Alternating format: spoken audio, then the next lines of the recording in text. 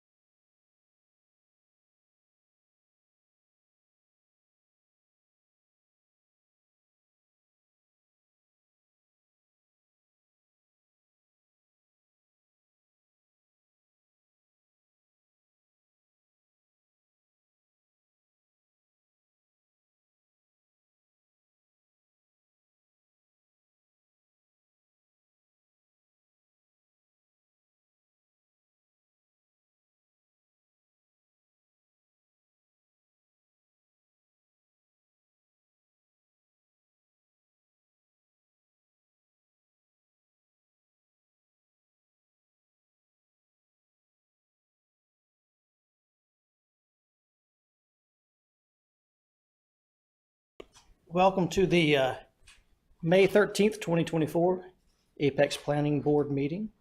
I'd like to call to order. I'd like to have an invocation. Mr. Braswell, would you please lead us? Yes, sir. Bow your heads, please. Dear Lord, thank you for gathering us here today. Please help lead, guide, and direct us for the decisions and for this great town of Apex. These things we ask in your name. We pray. Amen. Amen. Please stand for the Pledge of Allegiance. I pledge allegiance to the flag of the United States of America and to the republic for which it stands, one nation, under God, indivisible, with liberty and justice for all.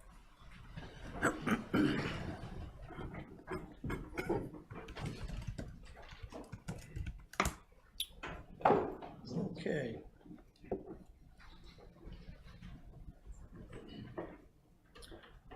Okay, moving on to public comment. And while we're doing the public comment, we're not going to open it up just yet. Diane Ken has got some new items for us here. I have a few items of information for you. Yes, ma'am.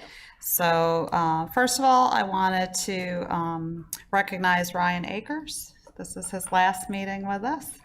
Ryan joined us in October of 2020 as our Apex Future Planning Jurisdiction representative.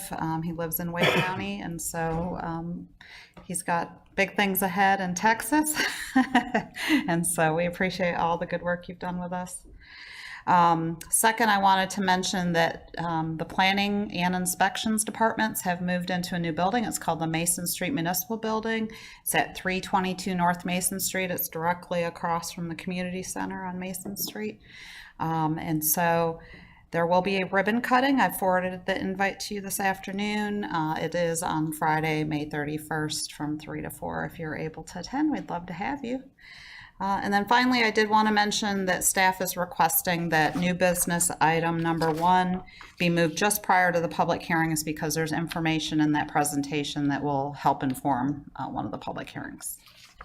So that's it. Thank you. Thank you, Diane. Much appreciated. And Ryan, thank you.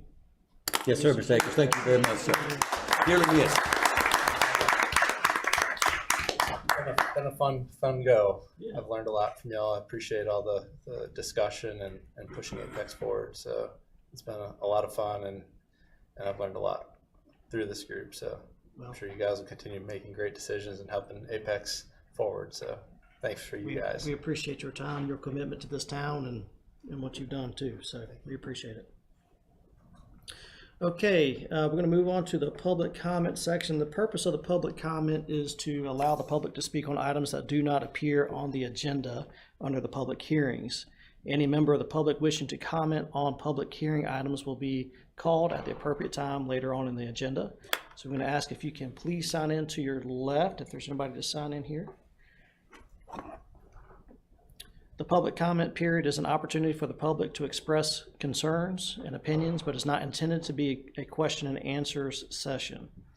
During public comment, the public may comment on any non-public hearing item, including the new business items that appear in this agenda. Comments from the public on new business items will not be taken later on the agenda, so if you wish to speak on a new business item, public comment is the time to do so. All comments must be limited to 3 minutes, and when the 3 minutes is up, the speaker will be asked by the chair to wrap things up in their comments. If there's a large number of speakers, we ask that you elect one person to speak on behalf of the larger group and limit that to 9 minutes. Okay, is anybody sign up for public comment today? No, okay. Let's see, my machine didn't get moved.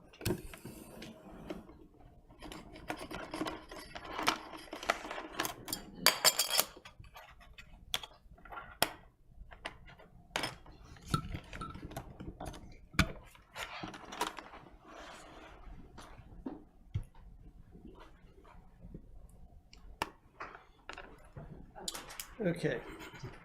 Any emails? I'm going to close the public comment, and we're going to move on this time into the new business item number 1, which is Jenna Schaus with the long-range planner of the Western Big Branch area Ms. Schaus.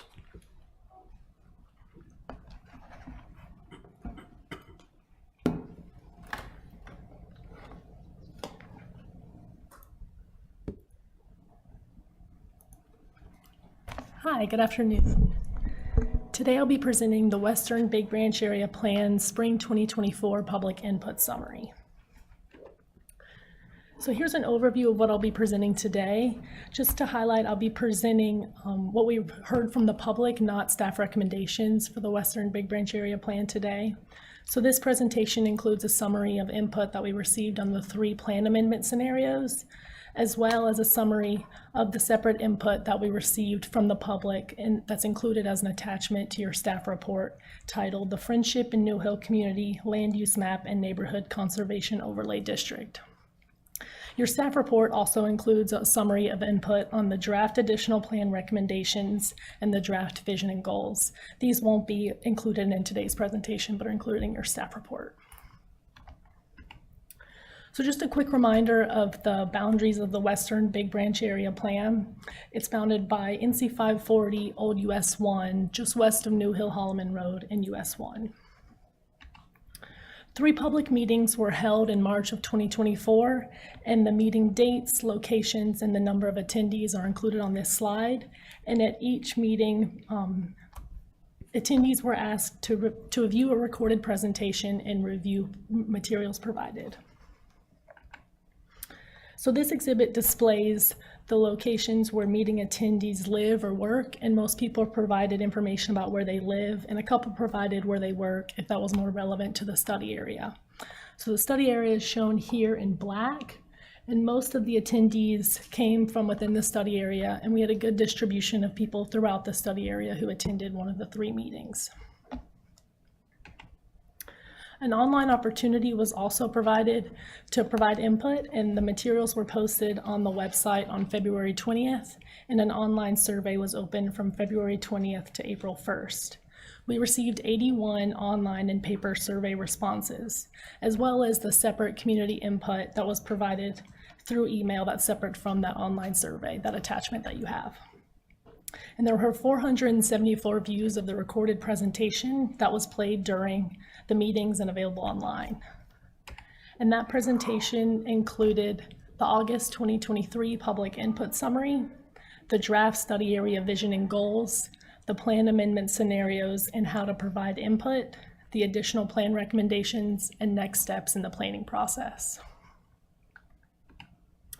Just a quick introduction to the 3 scenarios that were presented at those meetings and online. So as the scenario numbers increase, generally the land use intensities increases and the transportation network expands. So this slide displays the input that we received regarding preferences on the 3 scenarios. So the most preferred scenario was 1, followed by 2, and lastly 3. And this table breaks down the rankings that we received from the public on the 3 scenarios, and that final row displays the weighted rank. So for each of the 3 scenarios, I'm going to provide or share the input, the general input that we received, and then the land use specific input, and then the transportation specific input. So this table displays the general input that we received on scenario 1, and I'm going to highlight the comments that we received multiple times. The first being to maintain the rural feel, meaning the low density and few number of vehicles. Then comments to leave us in the area alone and to keep the area the same, while also comments noting that it's not realistic to expect this area to stay the same, and then comments in support and against this scenario. And I'll leave this slide up for a few seconds for folks to take it in. And one more note, so the last column, there's an asterisk by that, the comment in that row, and that's because it was submitted separately from the survey. So we don't have the exact number of people who provided that comment, but just wanted to call out that it was separate. And that was to update the map to reflect the Enhanced Voluntary Agricultural District and the Voluntary Agricultural District properties. And I'll just leave this up.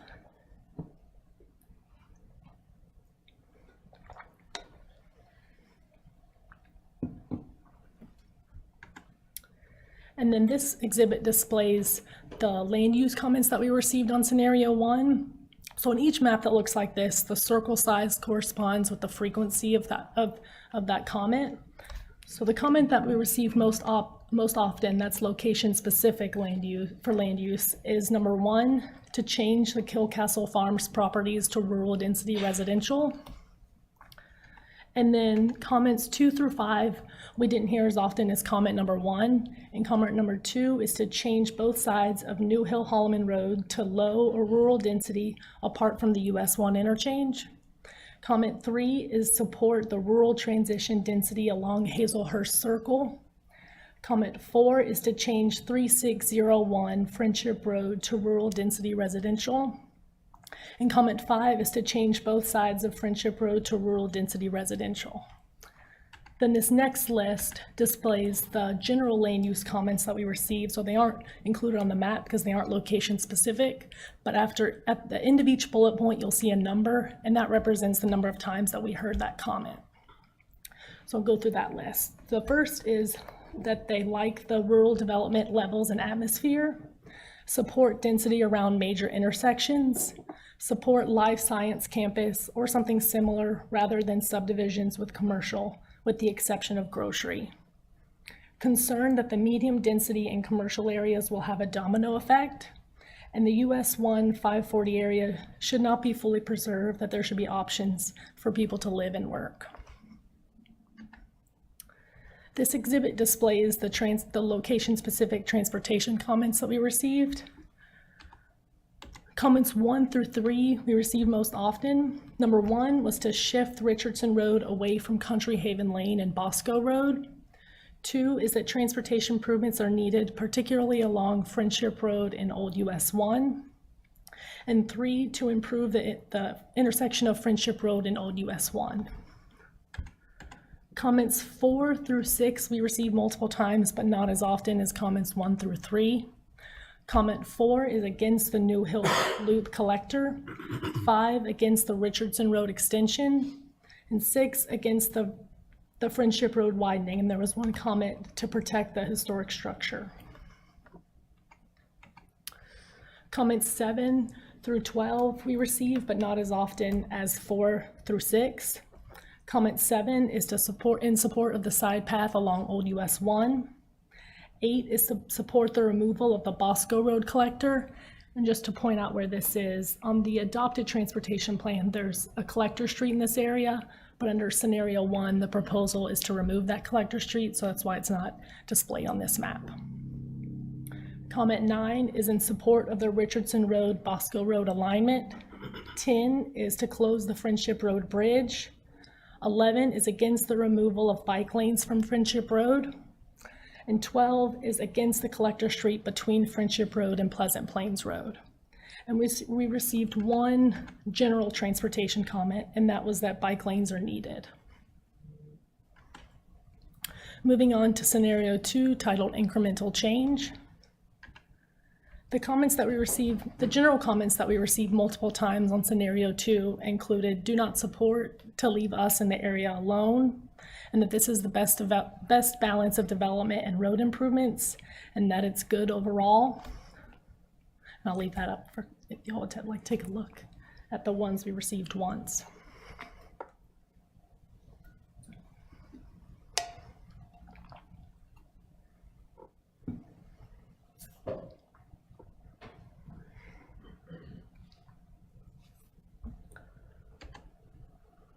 And this exhibit displays the location-specific land use comments.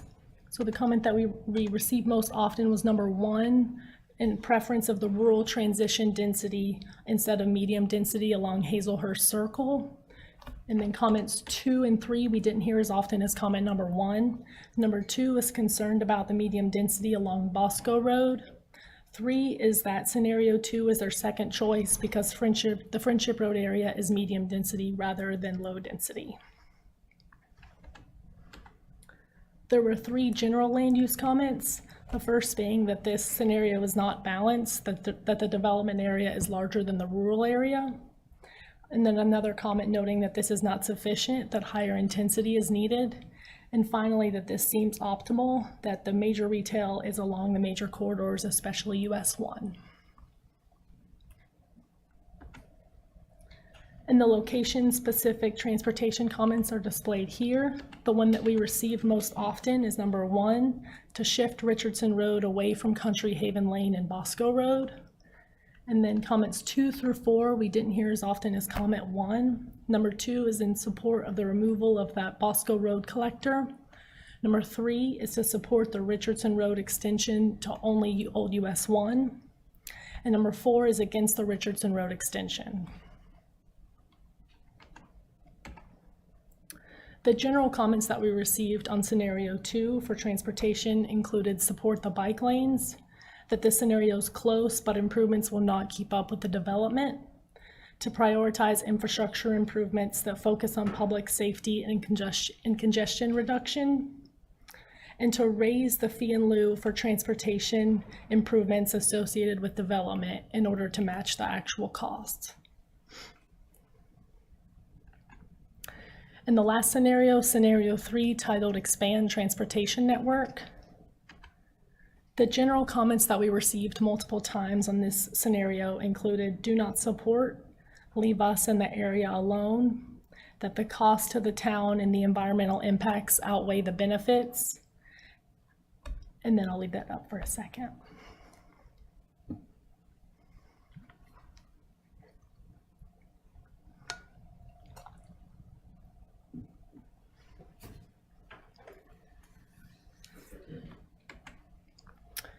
And the location-specific land use comments are displayed here. The one that we received most often was actually not included in the survey. This was included in that separate packet of input that we received from members of the community.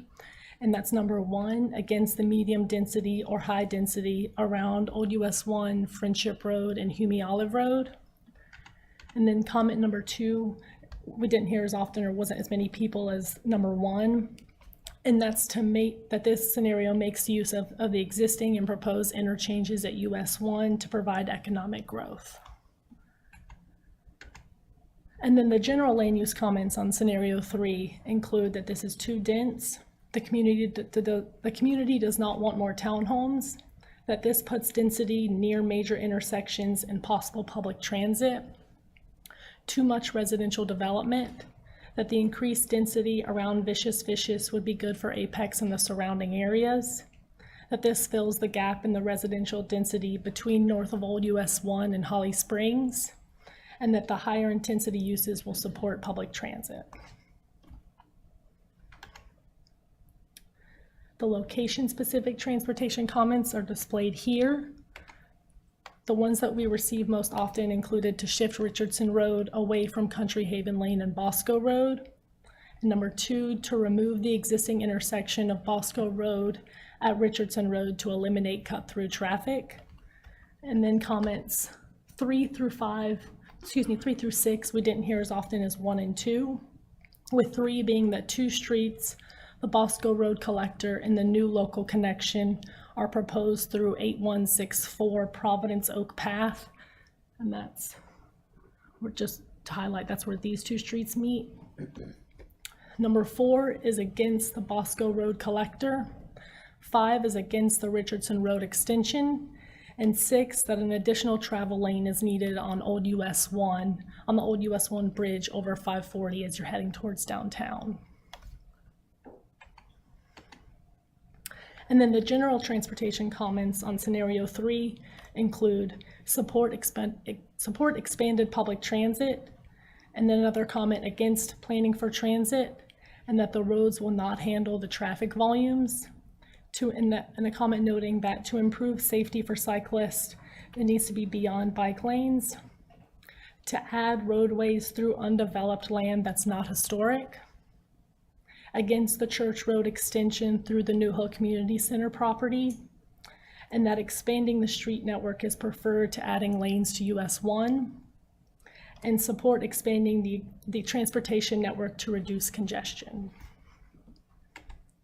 Okay, so moving on to a summary of the input that we received in that separate packet from members of the community that was titled The Friendship and New Hill Community Land Use Map and Neighborhood Conservation Overlay District.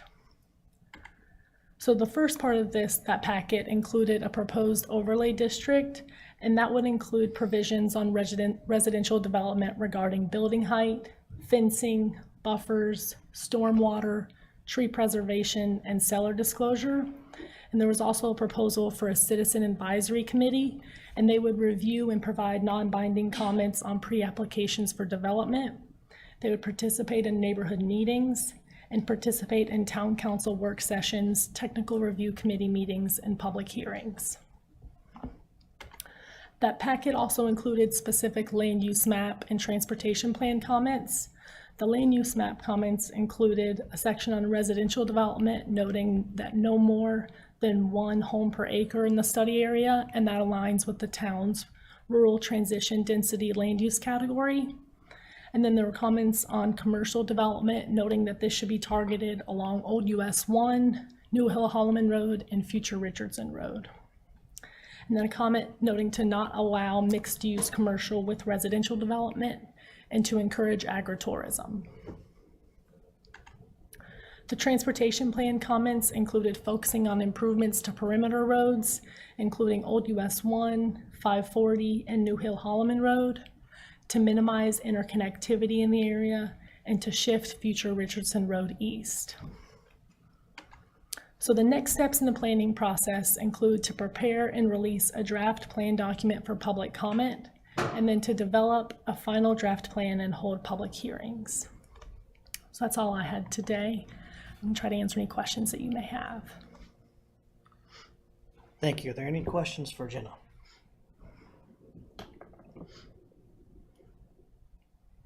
I had one question. You mentioned the Citizen Advisory Committee. Can you expand into kind of how that is, how people may be chosen out of the community and kind of their input? And it's almost like kind of an interest group within the community. Is there an example of this already in practice in the town? So Add on to that question. they included, I can pull up their packet. I think they had some more details about who would be included. But I'm not aware of any specific community group that does all of these activities. But we can pull up, they had some more details about this advisory committee, about who would be included, I believe.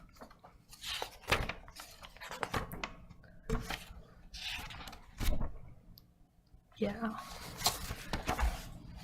So they kind of divided it up geographically. They had someone representing like the Kirkwood and Pleasant Plains Road area, then the Friendship Road area, and different neighborhoods and roads. They had it divided up is how they proposed it. And are they self-appointed? Or is the proposal, has this been, it sounds as though since this is part of the presentation for the draft plan or for the plan update, but yet I understand this is related strictly to the overlay district. Has town council advised on that? No. Oh, okay. This is, and the staff hasn't even really vetted all of what we've received so far. We're really just sharing what we've heard from the community. Okay, gotcha. Understand. Thanks. Another question for you. Input this time versus last time. Okay. I know last time we kind of going back to the drawing board, it felt like there was not enough input. There may be some changes along the way. So we wanted to present that back to the community for more feedback. How does this compare this time versus last time as far as involvement? Yeah, so this time, I can go and get through all my animations. Sorry. So last time we had I believe we had 2 in-person public meetings. So a difference this time is we had a 3rd in-person meeting, and then we had this online opportunity where the comment form that was provided in person at the meetings was also provided through an online survey.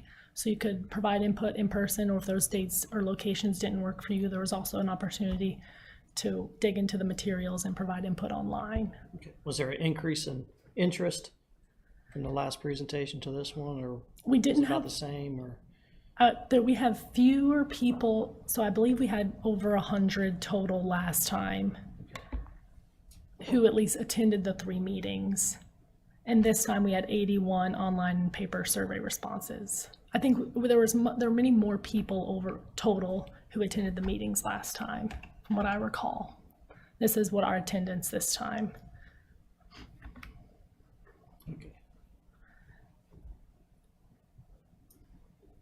Not really a question, more of a comment, and that I think this is great.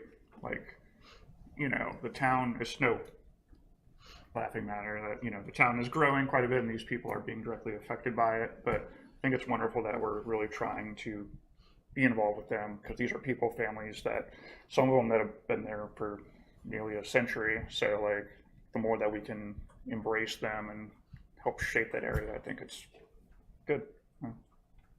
Thanks everyone for doing it. Thank you. I do have a question. A lot of the folks in the study area, I mean, if you look at like who was there and like they put their homes, a lion's share of the people that are participating, giving feedback are within the study area, which is great.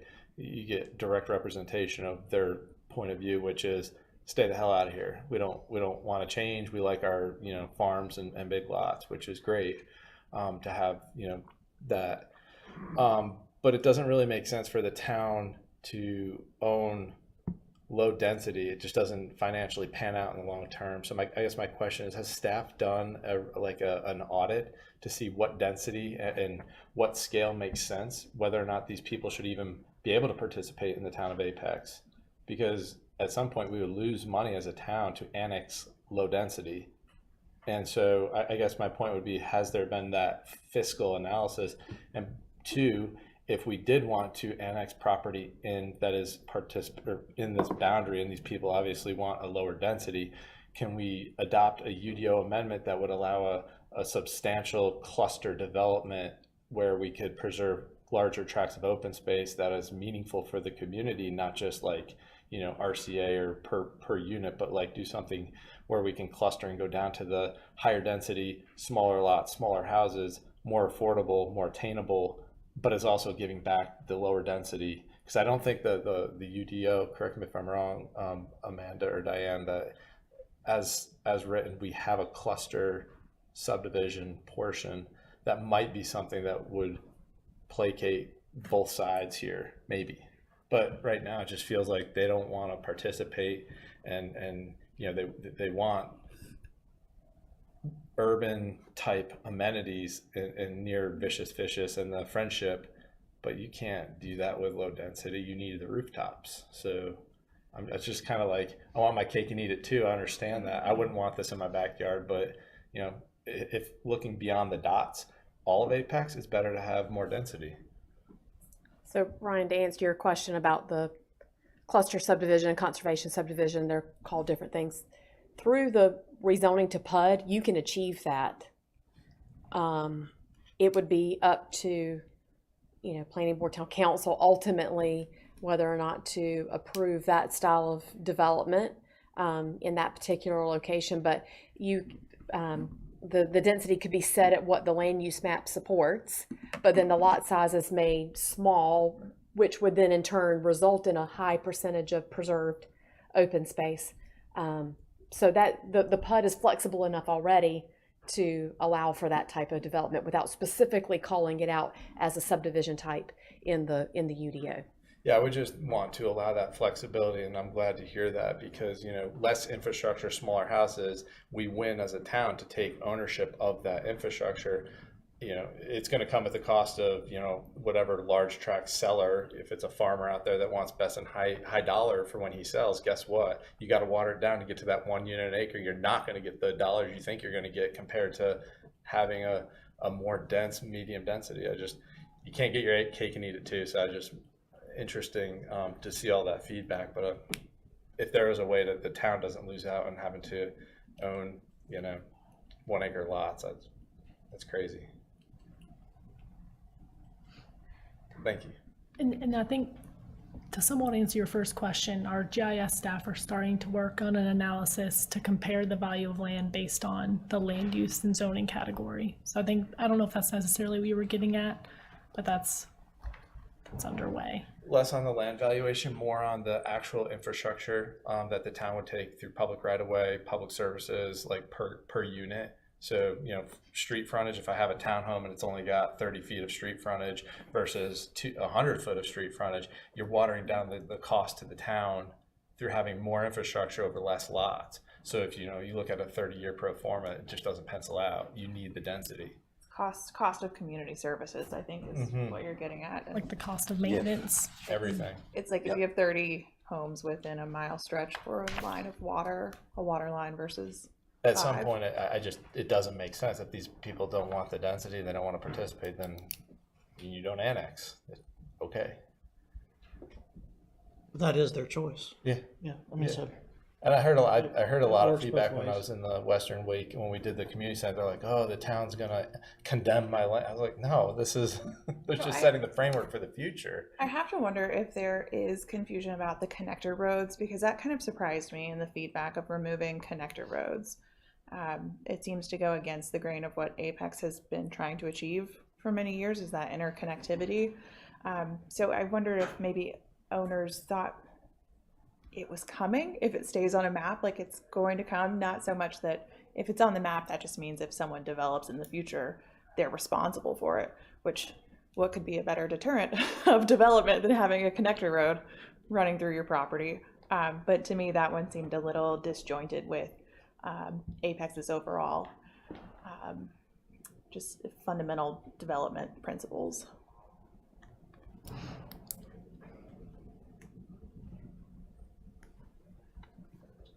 Jenna, I've got a question relative to Diane's opening comment there, and I want to be careful not to mischaracterize or make an incorrect assumption. But as this presentation relates to item number 1 under the public hearings,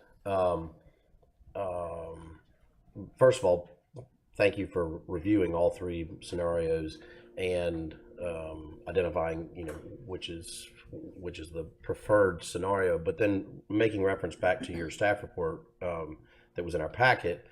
At the very end of the report, you've got your recommendations to scenario 1. And so I'm curious, based on the presentation that you gave today, is there anything different in the presentation than what was received in the backup material relative to recommendations on scenario 1? And I'll stop there. I've got a follow-up question. I think I'm not following your question completely. So was there additional information provided to the public beyond the map, beyond the scenarios? No, I just wanted to make sure that I understood. So for example, when I'm looking here at I'm on PDF page 37 of the recommendations to scenario 1, specifically as it relates to the future land use designation around New Hill, Holloman, and US 1, where you say they are no high density residential, not comparable to rural character. Is the recommendation from you on this particular plan that high density residential be removed from that particular future land use category at that intersection, but that the rest of the future land use category remains intact, especially as it relates to what we're about to hear? Go ahead. So just to clarify, right now, we aren't presenting any staff recommendations, just what we've heard from the public, yeah. And then the next draft plan with proposed plan and with land use map and transportation plan amendments will be the next, yeah. Okay, thank you. I was jumping the gun there. Okay, yeah, no problem. No, thank you. okay, any other questions? All right, well, Jenna, thank you very much for bringing us up to speed on that. We appreciate that.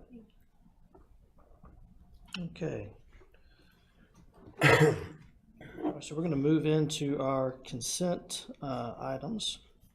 And first consent item was the meeting minutes from the April 8th, 2024.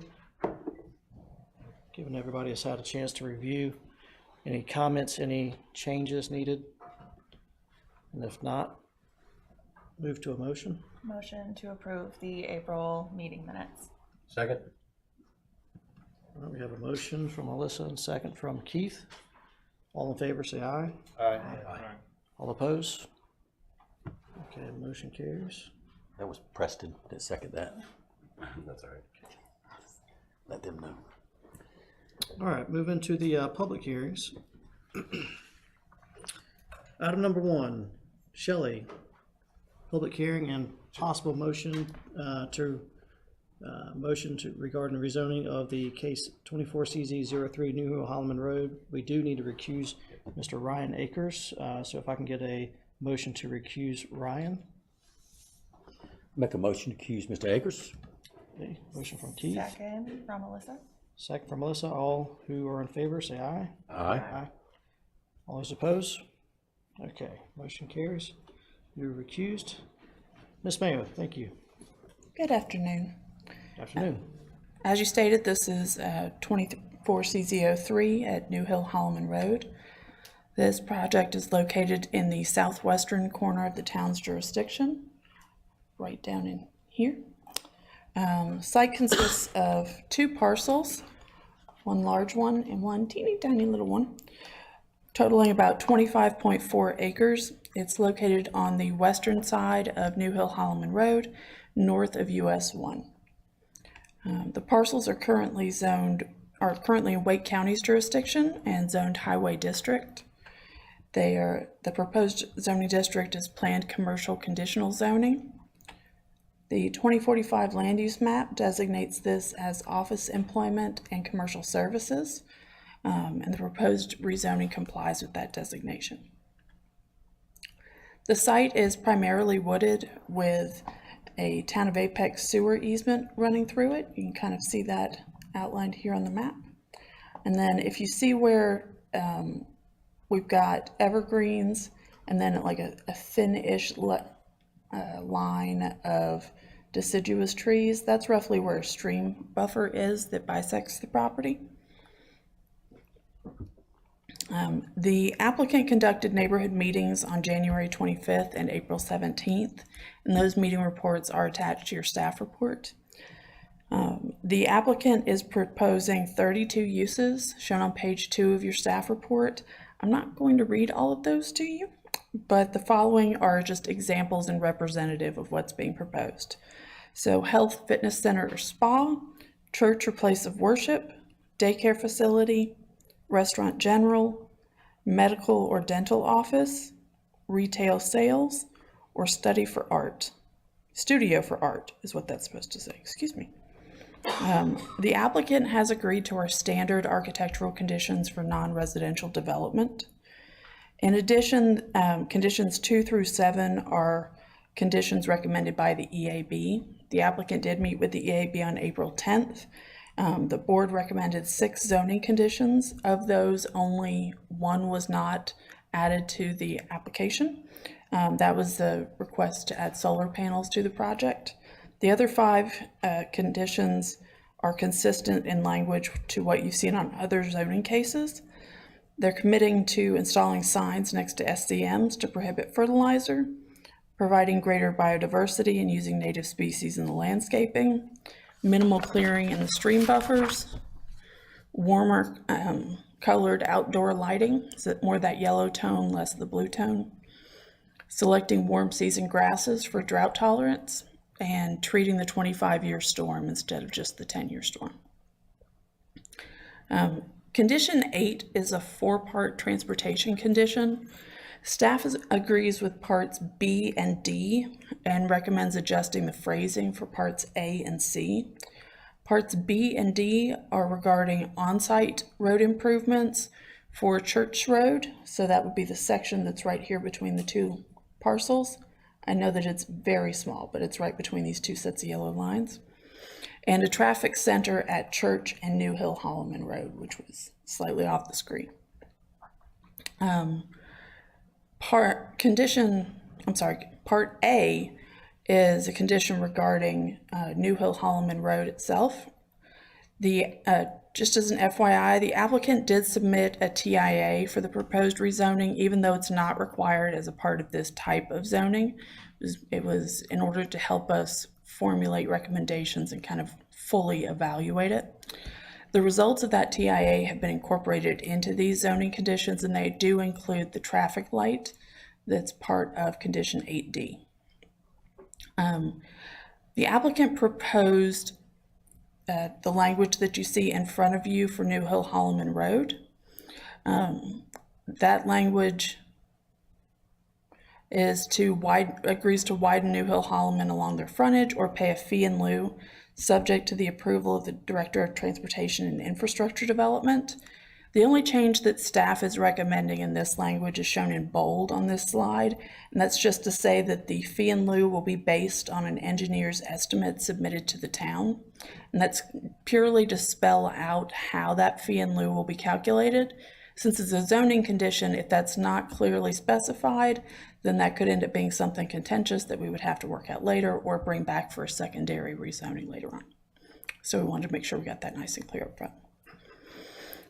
Staff's biggest concern is regarding the off-site road improvements for Church Road. This road's a narrow state-maintained road. It's also the only access for this development as well as multiple other ones in the surrounding it. As you can see, Holloman Hills, located to the north, and Holloman Hills South, as well as several existing older single-family homes, all get their primary access point off of this. To be clear, Holloman Hills does have another entrance off of New Hill Holloman Road. Further up, it's just slightly off this map here. The state fire code and the town standards require a minimum paved road of 20 feet. I've provided a snippet of the town's rural residential street section here. Church Road does not meet that requirement as it stands. So this next couple of slides show pictures of Church Road at different points along it. On the right-hand side, I've taken the map that you saw just a moment ago and rotated it. So north is to my left, to also your left, I suppose. But so it's just the same thing that we were looking at before, and I have little yellow flag things showing approximately where we were. This first one, I accidentally took the picture a little further up than I actually measured the road.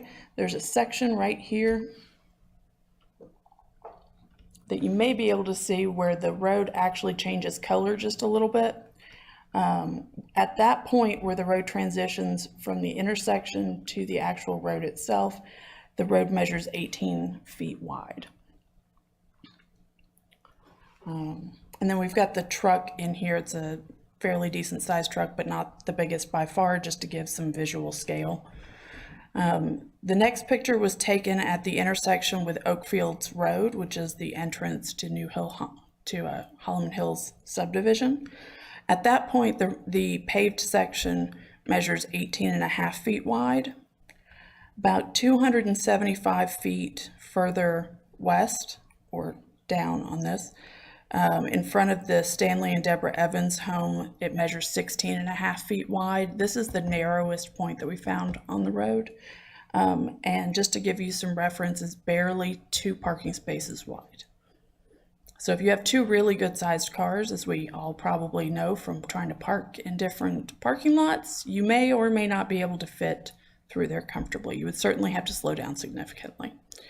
And then the last but not least is within their frontage, the road is about 17 feet wide in that area.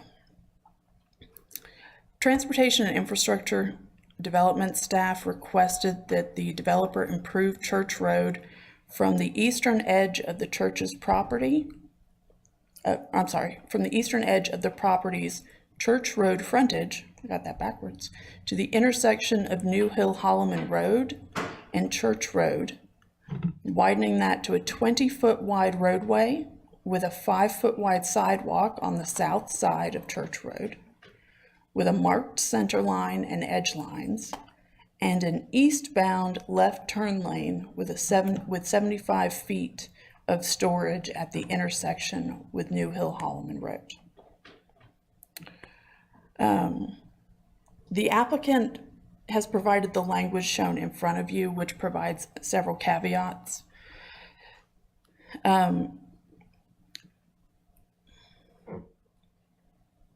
The first portion of this is what staff recommended. So that language that I highlighted for you, basically from, whoops, let me go back. Basically, the first half of it from where my mouse is up to the top is the language that staff recommended initially. During our review, we went back and forth with the applicant on multiple occasions, and they stated that they were concerned that they wouldn't be able to get the off-site utility or off-site construction easements that they would need. So staff said, well, if we need to, we can agree to support making the sidewalk, the off-site sidewalk, conditional on getting those off-site construction easements. But we really strongly feel that you've got to have that minimum 20 feet per fire code and per the town's requirements. We really don't want to make that conditional on obtaining easements. So after going back and forth, the applicant insisted on continuing with their condition, which basically states that if they're not able to get those easements after trying to go through a good faith effort to acquire them, and if the town is unable or unwilling to condemn or otherwise acquire the easements, then the developer could A, pay a fee in lieu for the portion of the off-site road improvements that couldn't be completed due to the easements, or B, redesign the off-site road improvements to not require those easements to be acquired. So to not require the easements, period. Staff doesn't really quite know what that redesign would look like. To be totally honest, neither does the applicant, because they haven't spoken to the surrounding neighbors to try to see if they're willing to at this point. Their argument is that that would be opening this particular can of worms a little bit early. We've seen that happen. We have seen people approach the surrounding residents on a fairly regular basis pretty early on before.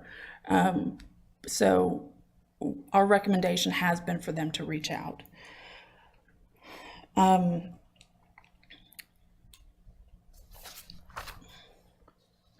Although staff is not in favor of the language that you see in front of you right now, we do recommend that these revisions be made if the planning board or town council decide to accept this language.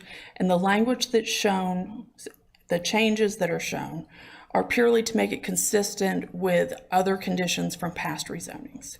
So just to explain, we recommend that the word minimum be added before the 20-foot wide roadway section, and that some repetitious sections be struck, as well as striking the portion about market value from acquiring the easements. We don't want to require a minimum or maximum cost for what it might be to obtain those easements.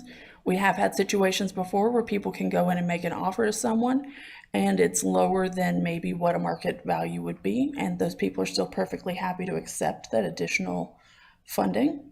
We've also had it turn around where it's cost a significant amount above that, and staff wants to encourage the developer to work with the applicants as much as possible, or work with the surrounding residents as much as possible.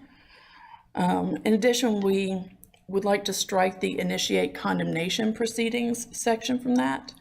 It's just too specific. The town also has the opportunity to go in and offer to purchase without condemning. And while the town might agree to condemn, it is something that we use very rarely. It does not generally make people happy to have their land condemned when they don't want to sell it, and it has frequently caused lengthy delays in the past. So, in addition, we'd like to strike the portion of the condition that says redesign the off-site church road improvements to not require the easements that can't be acquired, and instead change it to shall pay a fee in lieu for the portion of the improvements that cannot be completed due to the easements that cannot be acquired. And then insert based on an engineer's estimate and third-party appraisal for the cost of easement acquisition to be submitted to the town for review and approval. And again, that portion is exactly like the last condition we just looked at, where it's just specifying how that would be done so that there's not an argument about it later on, and we don't have to come back to town council and planning board again to kind of figure out what exactly the mechanism has to be. And also make sure that the town sees something in writing that we can kind of work back and forth on, and that it's a reasonable estimate being provided. Staff's recommendation, and that's planning and transportation staff, is denial of this rezoning. This is a very unusual situation. Typically speaking, when we have a road that we're asking someone to improve off-site, that road already meets minimum fire code requirements. It's already, at least at the bare minimum, a safe road to get a fire truck and to get 2 lanes of traffic through. This road is not a safe road yet. And our concern is that if Planning Board and Town Council approve conditions that allow the applicant to make the widening to 20 feet conditional and allow them to have an out, that this will be continue to be an unsafe road and may not get widened to the full extent that it needs to be. So, staff is open to the sidewalk being subject to acquisition and easements, but not that minimum pavement section. If the developer believes that they'll need those easements and does not believe that they can obtain them, then staff does not believe that this project should be rezoned at this time. We believe that the applicant should be required to investigate whether or not those additional easements are necessary to construct the road at this point, and whether or not the adjacent property owners are willing to negotiate to sell those temporary construction easements.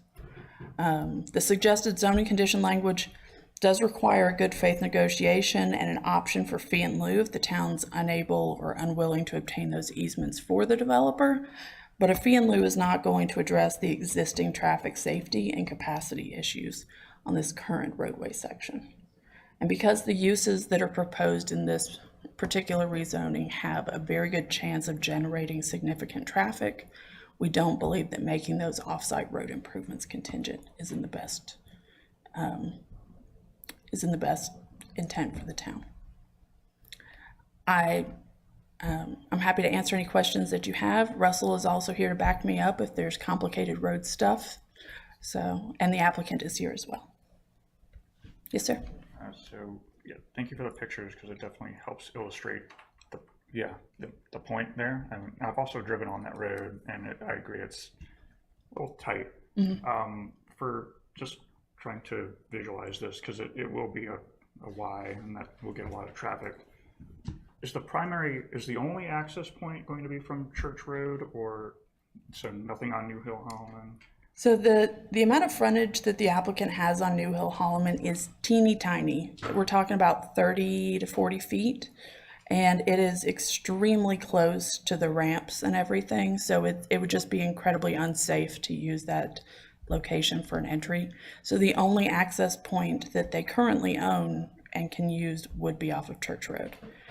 We have suggested to the applicants that they consider trying to put together an assemblage with some of these other parcels further along Church Street, particularly a couple that have indicated in the past that they might be willing to rezone and develop. I don't know what the current status of that is. Thank you. You're welcome. Once upon a time, there was talk of realignment of Church Road. I think it was a couple years back, if I recall. I'm I not think it was familiar due with to the Apex the community center, maybe? Community Center, and there's alignment there. Not sure kind of where that ever went to. That's an excellent question, and I don't honestly remember that. Shannon, do you? Oh, fantastic. Yeah, so we had brought forward an amendment to the transportation plan to Planning Board to show the Collector Street on the other side of New Hill Holloman Road shifting so that it would intersect across from Church Road. And there were substantial concerns from the community center there. And so staff removed that amendment prior to it going to town council. Okay. And so it's currently not shown there. However, with the Western Big Branch area plan, in those scenarios, we showed an option that the collector would shift to be across from Church Road because there's potential development also on the east side. That has not been worked through with the community center at this point. Okay. Thank you. Sure. Shelley, I've got a question. I appreciate some of the earlier questions because that tackled a couple of mine. And I look forward to hearing from the applicant and what I'm about to kind of dive into here. Not necessary to address it right now. I just want to kind of bring it up and as part of conversation, agreeing first of all that you're right, it is an unsafe condition as it exists today.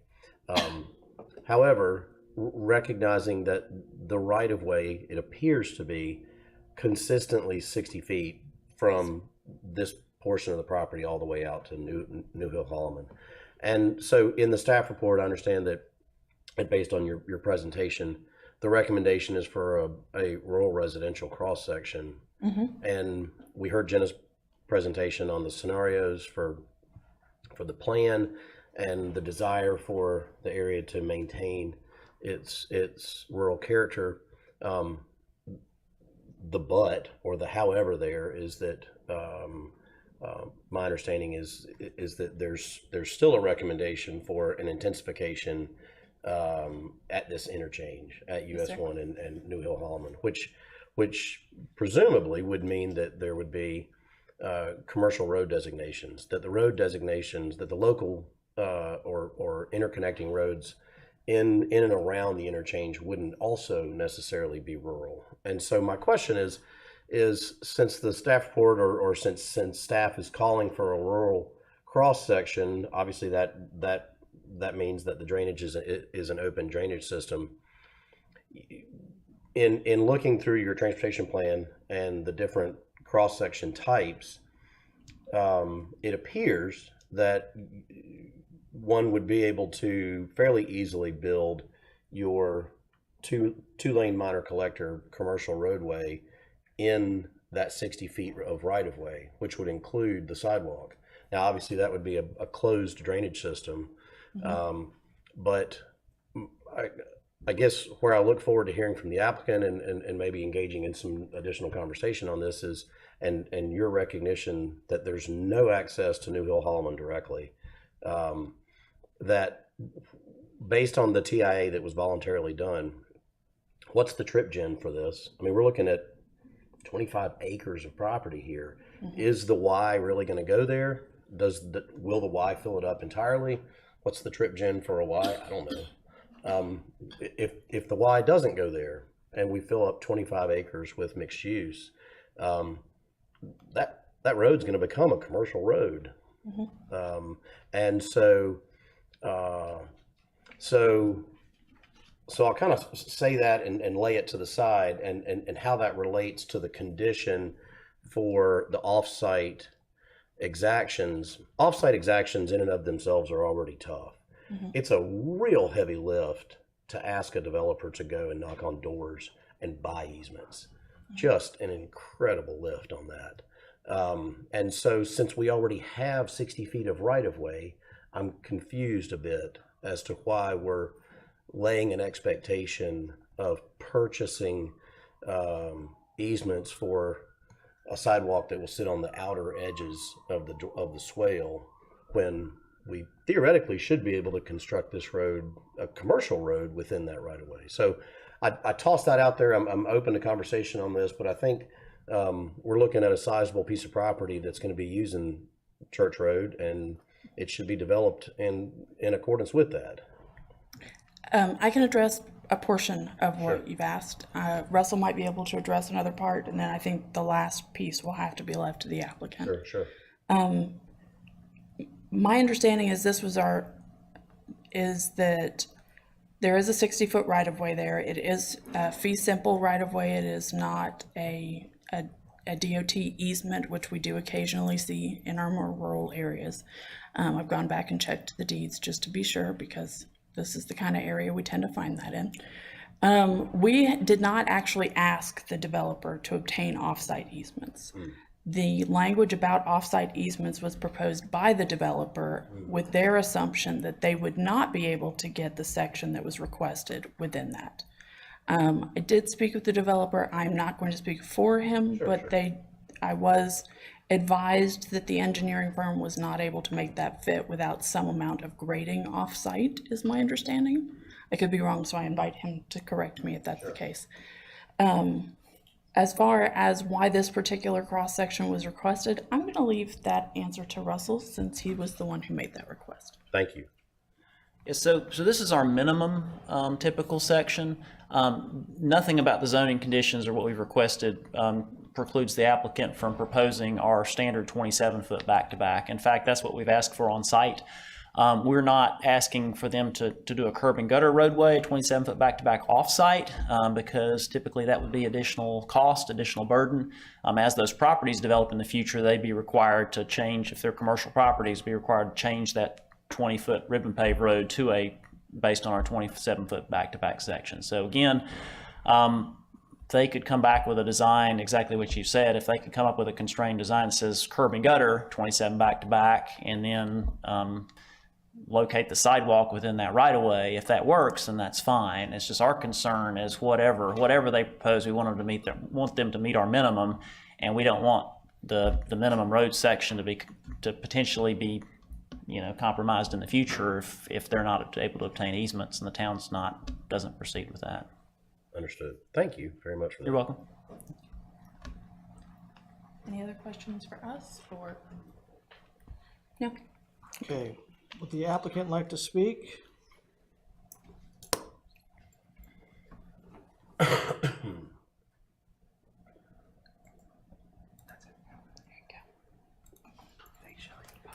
Good evening, members of the Planning Board. Matthew Carpenter with Parker Poe, 301 Fayetteville Street, here this evening on behalf of the developer and property owner, the Keith Corporation. And also with me this evening are Bill Baker with the Keith Corporation, Jonathan Balderson with McAdams, our civil engineer, and Kevin Dean with Kimley Horn, our transportation engineer. And so, thanks to Shelley for the presentation and you all for hearing from us tonight. The purpose of this case is to permit a YMCA on the property. And obviously there are a range of other uses permitted that I'll get to in a moment. But the Keith Corp has an agreement with the Y, and the Y is excited about bringing a new location to this area to serve the growing area of Southwest Apex and the broader Wake County. And so Shelley already sort of oriented you to the area. I think what is unique about this location is it's really at the southwestern boundary of the town. You can see in red the Apex town limits, and then US 1 is really the dividing line for the jurisdictions there. To the south of US 1 in yellow is the Holly Springs corporate limits. And so Holly Springs really has planning jurisdiction to the south. You can see the adjacent uses called out there, including the Amgen large economic development project on the right side of your screen. And I think staff did a great job presenting the big branch small area plan. And I think that plan really acknowledges the growth in this area and is trying to shepherd it along in a way that's responsible and well thought out. And so we've obviously been involved in that process, watching closely and listening to the community feedback.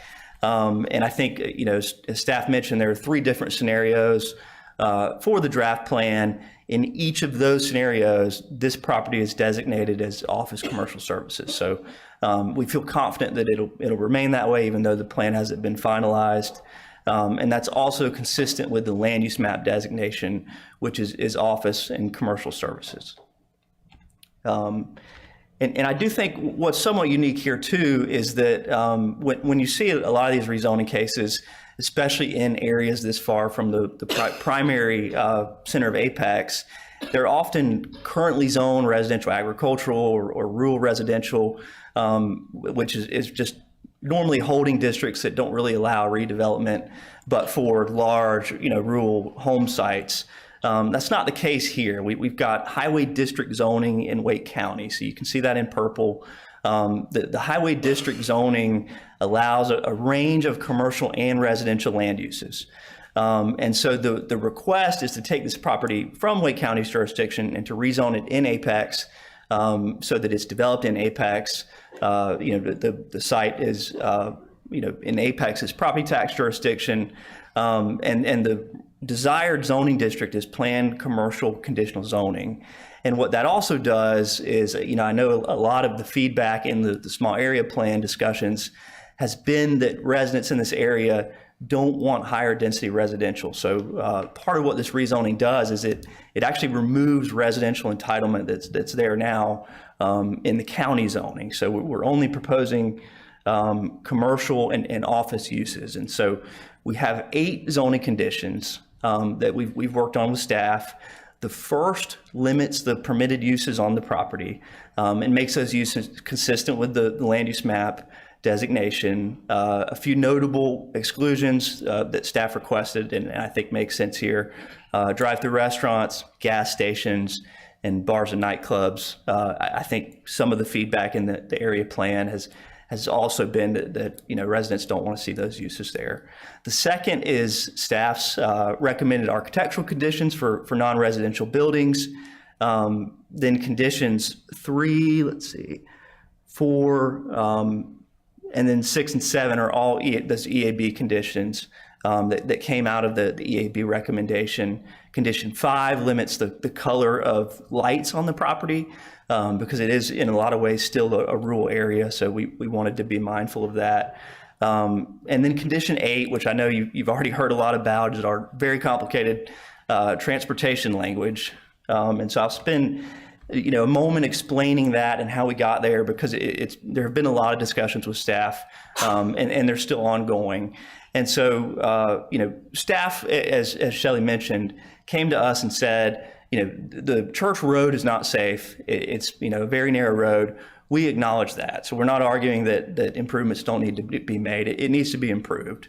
And so that's what the commitment says, is that we'll improve Church Road to a 20-foot roadway section. The disagreement is really about the single sentence in yellow. And what that does is it allows us to pay a fee in lieu only if we can't acquire the off-site temporary construction easements from adjacent landowners, and if the town is unwilling or unable to acquire the easements, in which case we would pay for those, but we don't have condemnation authority. So we obviously can't force those landowners to convey temporary construction easements. So to understand why, I think it's helpful to see the overall context of the transportation improvements that we've committed to. So our site is at the bottom of the screen in the blue crosshatched area.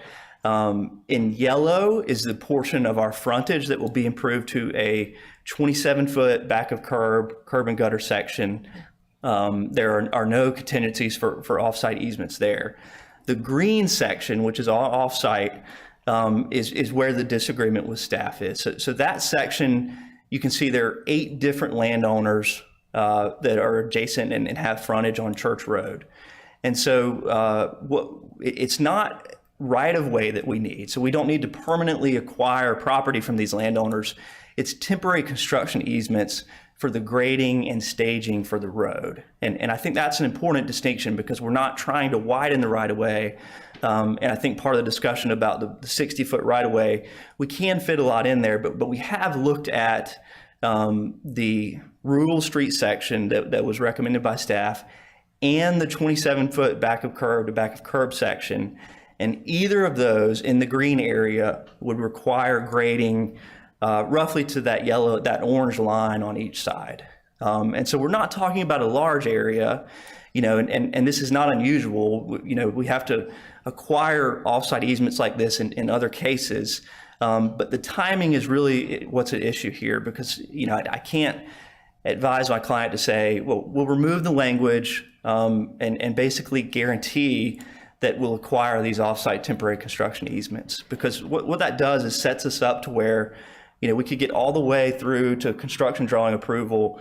We could have 7 of the 8 TCEs acquired, and one owner could say, no, I just don't want to give you that temporary construction easement. And under the town's language, then the whole project would be terminated.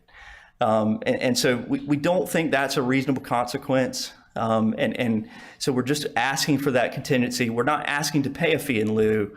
We're just asking for that qualifier in case we can't acquire the easements. We're certainly going to pursue those, make offers to the different landowners. And again, the timing, I think, is the main disagreement because we haven't designed this road yet. And so we can't go to these adjacent landowners now and say, in 8 months, we're going to need this road. And they're going to say, well, how much are you going to pay me? How many feet do you need for your TCE? And we don't have that exact information yet. And so at site plan, once we've designed the street section and we've had appraisals done of these adjacent properties, we can go to those landowners and say, we need 6 feet of your frontage for a temporary construction easement. It'll be for a year, to make the improvements. And then after that, it'll terminate. And we've, got an appraisal of the area properties and we can pay you X.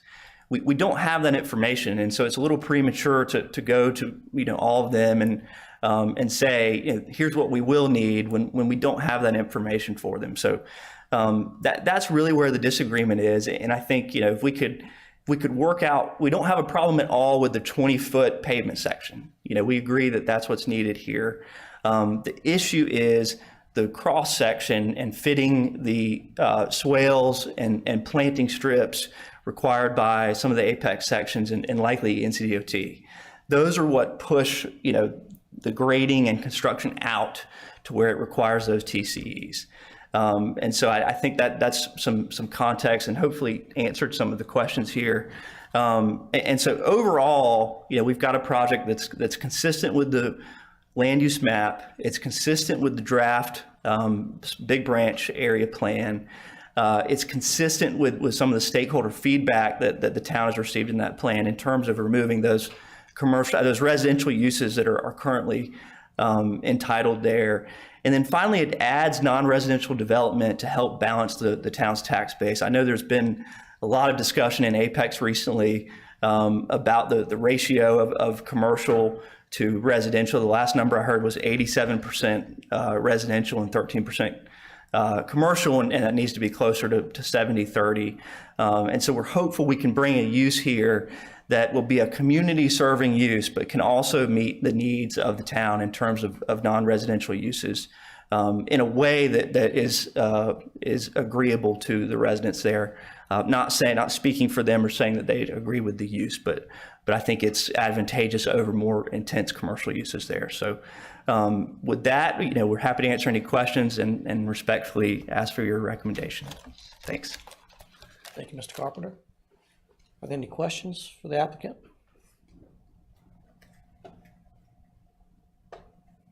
Not all at once. Maybe, not yet. I have a question. Earlier, we talked about access from New Hill Holman Road, and there's mention about acquiring additional property to potentially make that happen. Have there been any efforts to acquire any adjacent property to potentially have an access that way to make this less? Yeah, I believe the developer has spoken to a couple of adjacent property owners, and at that time anyway, I believe there wasn't interest in selling. Zero. Yeah. So. Zero. And then during the neighborhood meetings. If you could state your name. Sure. My name is Bill Baker. I work for the Keith Corporation. I live at 913 Macon Place in Raleigh. Thank you, Bill. Yes, we did reach out to them from some staff recommendations and personal interest to develop. Evidently, I stepped into a hornet's nest that I wasn't aware of when I first spoke with the neighbors. And that's part of the little bit of concern on this. There was zero interest and asked to please not call again. So that for me was a pretty good no. And then just to add on we're going to fix the road, improve the road to where it should be, and provide a sidewalk for these all 8 neighbors that would not have that if we don't do this project. And I can't imagine a better neighbor and partner than a YMCA for the appreciation of housing because of the paid for rec center and the other advantages that Y would bring versus the other potential uses. And we've listened very carefully to the staff over concerns and basically said at one point down, what would you like us to put there? And then when we found the opportunity for the Y, we were pretty excited to offer that for the town and for the neighbors. Any other questions for me? Thank you.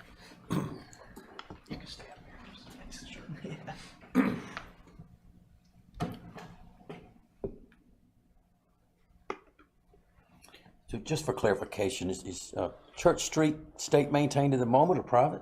It's state maintained. State yes. maintained. So there's a normal DOT right of way, I would, as. Yes. It's just, I'm assuming, is it 60 foot like he suggested? Is that? So It is is. 60 foot? Yep.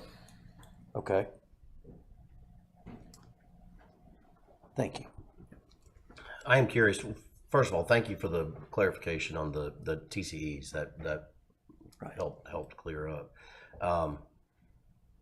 Now, even though that's the principal purpose, were there anticipated easements, permanent easements for sidewalk installation if a sidewalk was to be installed on the south side as conditioned?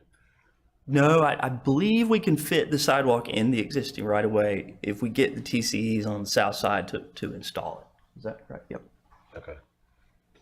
And so I don't know if this is a question for your engineering team or if this is more of a question for staff, but based on some of the preliminary conversation we just had there and those earlier questions, if the cross section was to be the 2-lane minor collector or the 27 back to back, are the TCEs less? Is that area, because what I understand is that if you maintain the rural cross section, you maintain the open drainage, you're going to have more earth moving on the outer limits because of the need to maintain the swales. And so are the TCEs smaller or less, or even potentially non-existent on certain properties for the commercial cross section? Yeah, I'd like Mr. Balderson to speak to that. Civil engineer. Thank you.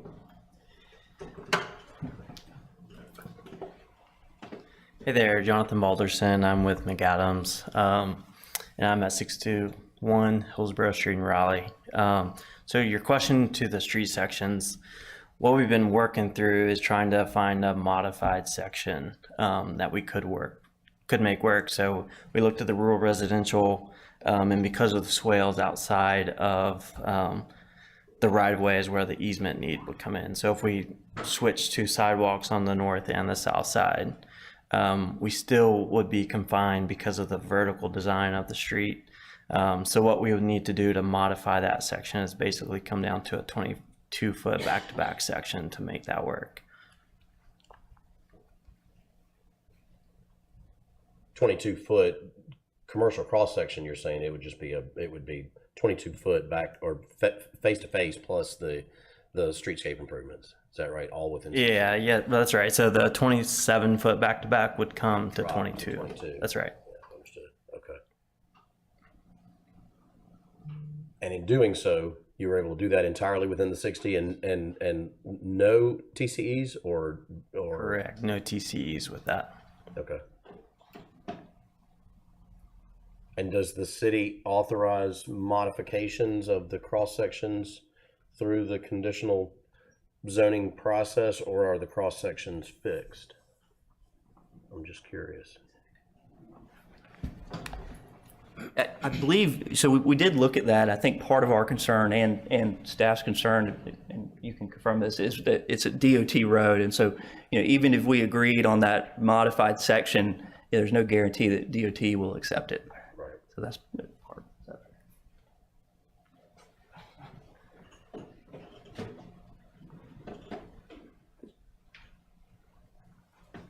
Yeah, per DOT's minimum subdivision standards, it's an 18-foot edge to edge or a 26-foot face to face, which is matches our 27 back to back. So the section they're talking about, a constrained curb and gutter section, isn't typically something we'd recommend, and it's not, and it falls below NCDOT's minimum for curb and gutter. So that would be a concern. So even if it's built, it might not be accepted. Correct. I mean, well, we'd have to get NCDOT approval to build that type of section. All the NCDOT roads we have improved or taken over, we've been on our 27-foot back-to-backs for residential streets and minor collector streets. We've never done a constrained section that narrow before. Part of the concern is just as you introduce curb, there's other operational issues with something that's narrower than that than that typical section. A 27-foot back-to-back is really just 22 feet of asphalt and 2.5-foot curb and gutter on each side. So it's not a particularly wide street to begin with. We could certainly entertain, I mean, if they built curb and gutter on one side, based on the 27-foot back-to-back section, and built the sidewalk on that side, they could do the other side as a shoulder section off-site. You could have a hybrid type section like that.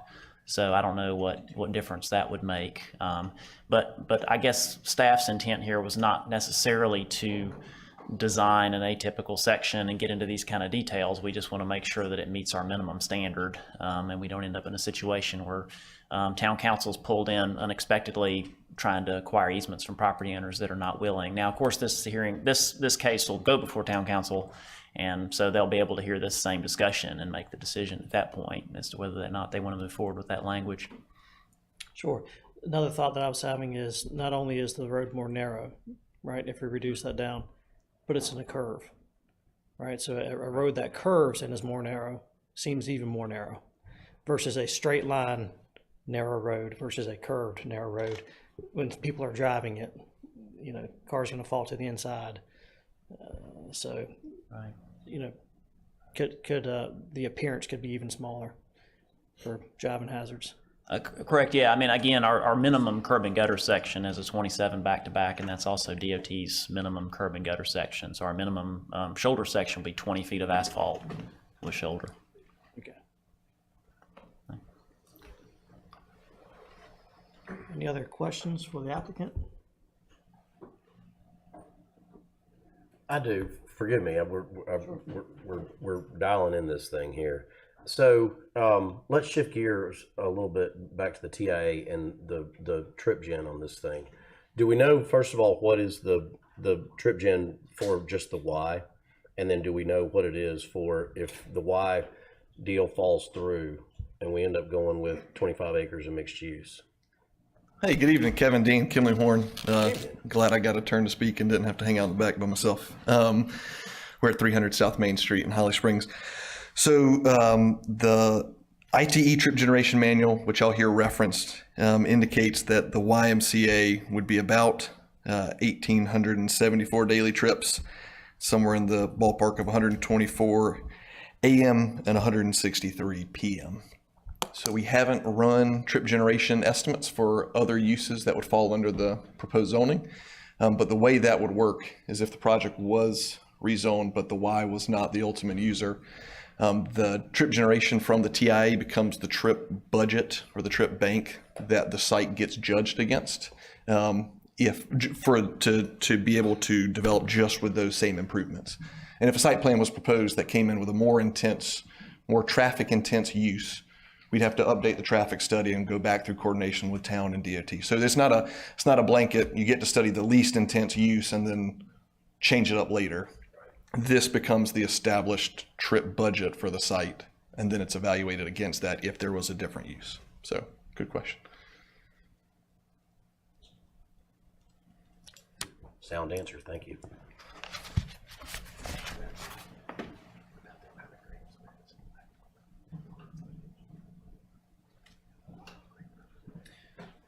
Okay. I'd like to open this up to public comment. Do we have anybody signed in to speak from the public? All applicants. Double check. Thank you.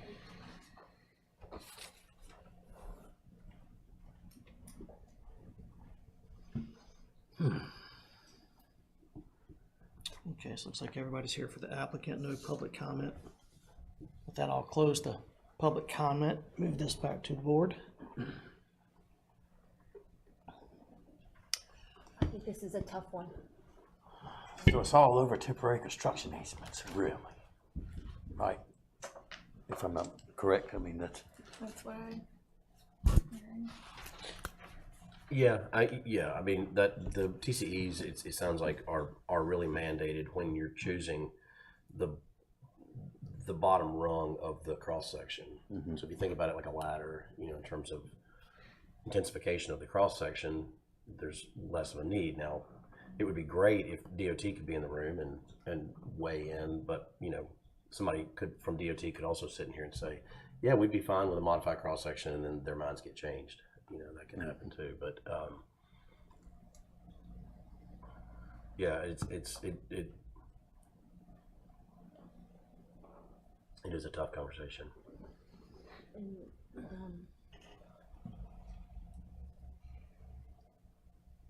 Or why for this community, this area would be great. I really do think it's a missed opportunity for the community, for the growing community in this area. And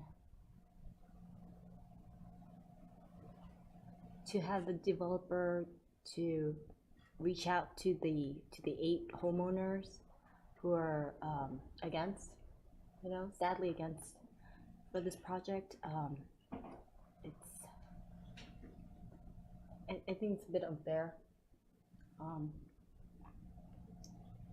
because it's a tough site. I mean, the road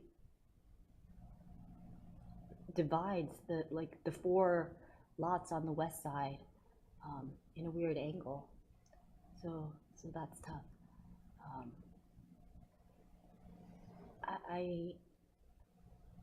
I would make a motion to approve this project, but I understand the hazard that comes with a project big as the Y and having emergency vehicles come in and go. Because the current Y right now over at Morrisville, they get a lot of fire trucks come and go because of kids. Accidents happen, a lot of it, especially in the summer. So I see that, I've witnessed that, and to have that, I think that's important. Sarah, to clarify, are you motioning are you recommending approval with the conditions as recommended by the applicant or with staff's modified wording that Shelley presented? Again, staff wasn't in support of the conditions even as we proposed to modify it, but if you're inclined to recommend approval as the applicant desires, then staff had suggested revisions so that they would be more typical with what we see. I think I'd like to hear other board members first before I make the motion.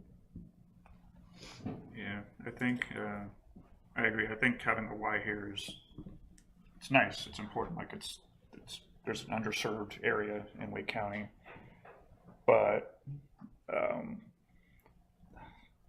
not having the assurances of that road being improved appropriately, there's just so many risks involved, like with the amount of traffic, and then potential for collisions there, or as you mentioned, like incidents at the Y in general, and you need fire, police, safety, and it just doesn't rub me right. Can I ask a question of either staff or of the applicant? How many linear feet is it from the yellow colored section where essentially you're deeming it on site? Yeah, from the on site portion to New Hill Holloman, has that been calculated? And then can anybody share just roughly a per foot cost of that roadway, the rural cross section type? I cannot answer your question about cost. I'll leave that one to the applicant. My understanding is it's about 1,200 feet from where the red line is down here up to the intersection of New Hill Holloman Road, roughly. Thank you.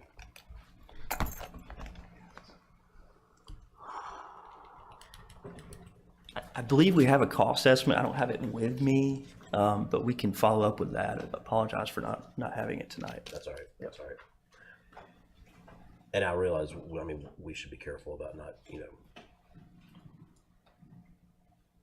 relying heavily on our recommendations based on that particular. But where I was wanting to go with that is, I agree with the real benefit to the, not only to the Apex community, but to the overall community, to Holly Springs, to New Hill, to the entire area out here of what could happen if we get a Y out here. That could be huge. And I could also see in concert with the Big Branch area plan update and many of the things that Jenna spoke of, I could see the rural cross section for a Y. But where I would struggle is if, for whatever reason, and Mr. Baker, it sounds like he's going to try to make that happen, but if it doesn't, and they've got a punt, and this project ends up going with some of these other uses in here, and it's a much more intense project. I mean, we're already hearing 1,800 trips for a Y. We can only imagine how much that would increase if it was a 25-acre mixed-use project. And so, so I guess one thing I ask of staff, and I realize I'm asking this as the newbie board member, but do we ever make recommendations? Obviously, this is all ultimately up to council, but do we ever make a recommendation for a single land use as opposed to the list? And that to recommend approval of the, and this is not a motion, I'm asking a question here, to recommend approval of the project with the land use health fitness center or spa, and then approval of the rural cross section and the conditions as requested by staff.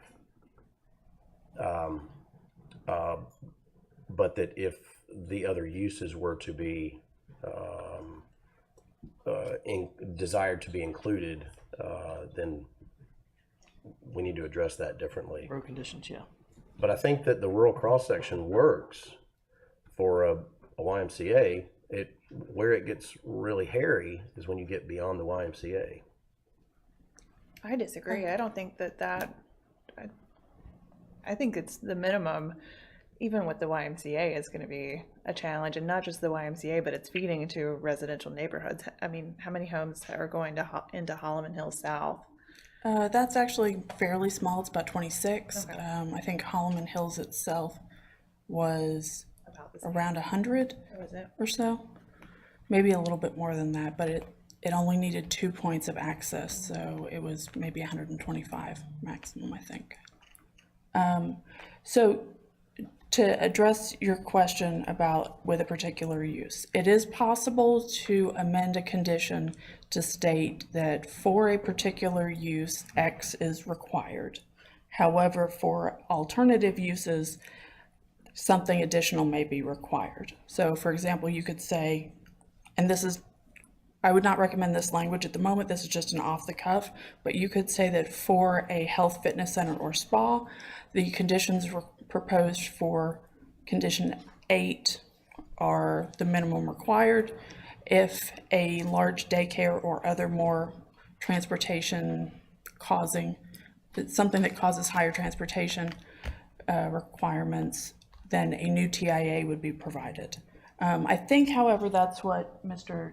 Decker? Dean, sorry. Josh Decker, just Dean, I've got, yeah.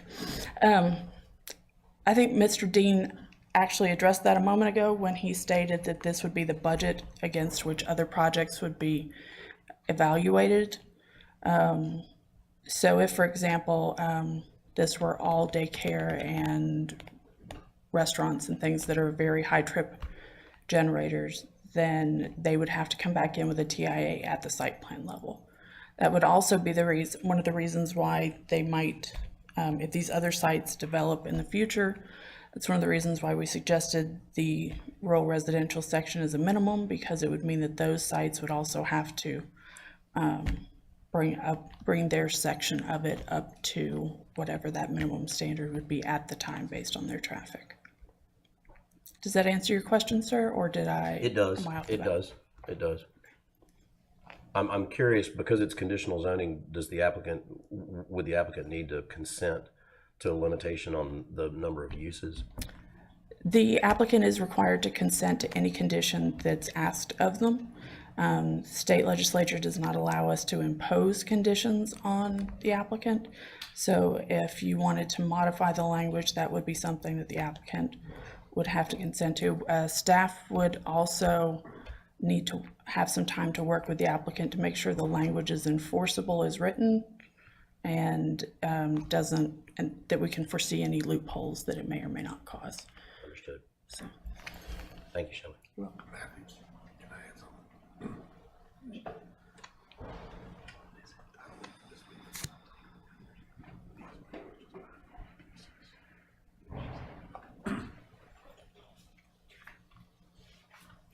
Okay, do we have any other comments?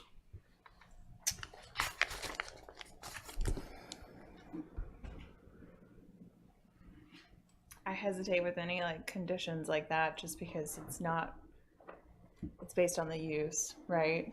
So we're talking about the YMCA right now, but let's say that doesn't happen and it's big mega gym open 24 hours a day, 365 days a year that generates even more traffic, and they can get by with the rural cross section. So I hesitate to make it conditional on that.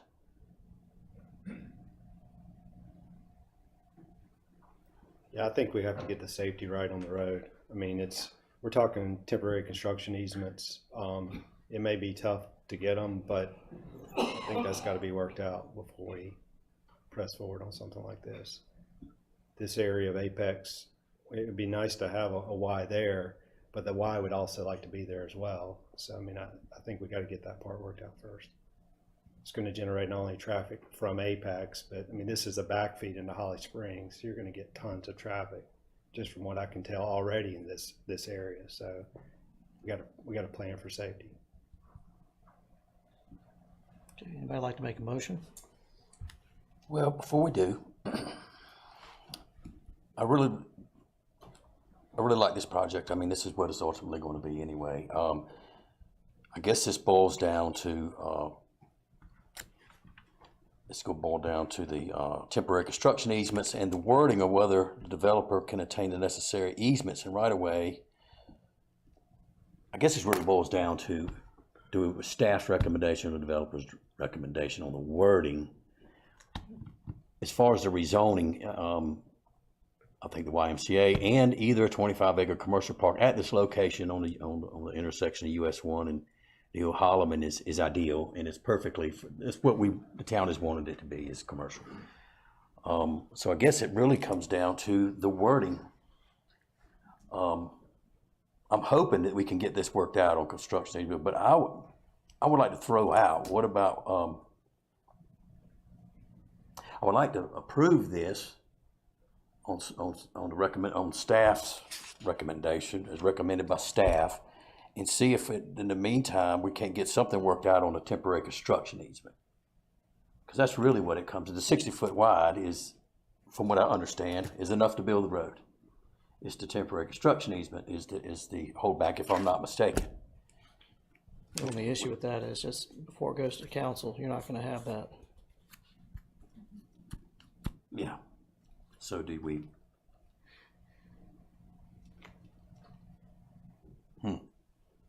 Boy, this is a tough one. I do like the project a lot. I agree that safety is preeminent relative to the road. I agree. And especially as it relates to 32 uses. 32 possible uses. Mm-hmm.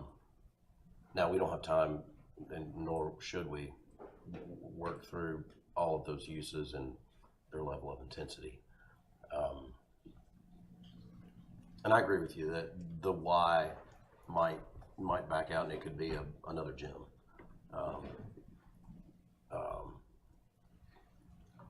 I think that what we should not forget is that this site has virtually no access at this point. So, but what's funny about it though is that, and as was pointed out in the presentation, is that the entitlements on the site currently are very high. So the site has very high entitlements right now. This, from what I understand, unless I'm corrected, the proposed entitlements are actually reducing the current entitlements. But yet there's still virtually no access.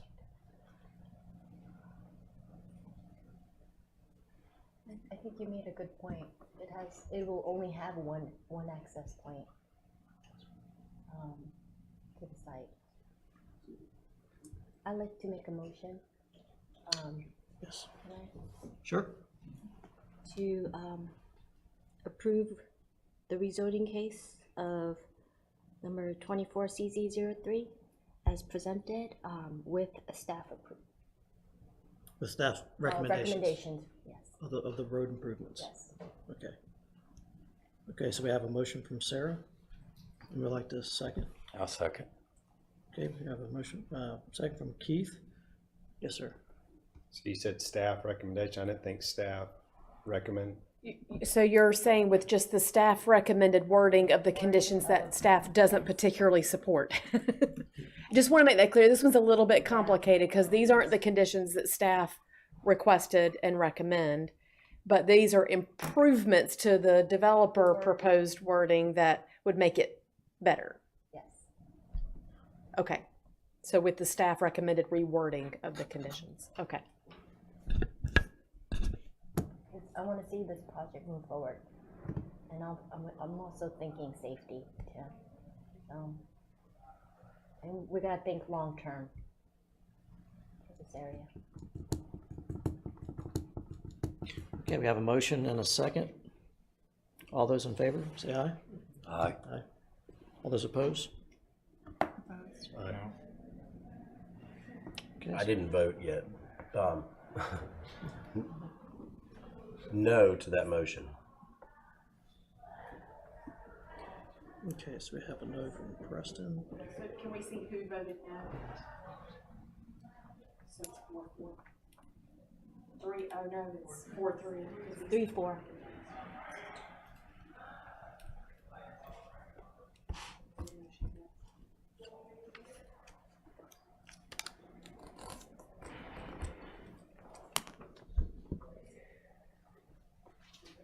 All right, so the motion fails then, right? Yeah, we're sorry. We're trying to make sure we have it correct for the minutes. So the no votes were, Stephen. Preston, Daniel, Alyssa, and Stephen. can't hear, I'm sorry. The door was, you got it? Okay. And Daniel who Preston. seconded the motion? Okay, Keith. So I have denial was Preston Mitchell, Daniel Kopass, Alyssa Beard, and Steve Rose.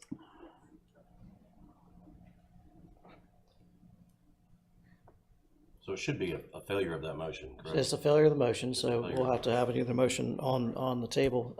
But before, I just want to make sure that those who dissent against that, making sure we're clear and understanding of, I think Sarah's motion was, we want the project to move forward, but we want to make sure that the staff recommendations of the road improvements happen prior to that happening. Okay, and I think in general, that's what we were all kind of thinking here, just make sure that we're clear on what our motion is and the reason of dissent and the reason of approval. Okay, so those who dissent, can we make a motion and some follow-up to make sure we're in clear communication as to why we're behind the new motion? Anyone? Sure.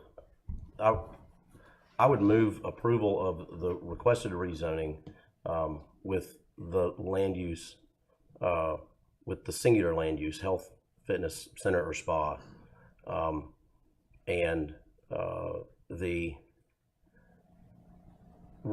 recommended conditions as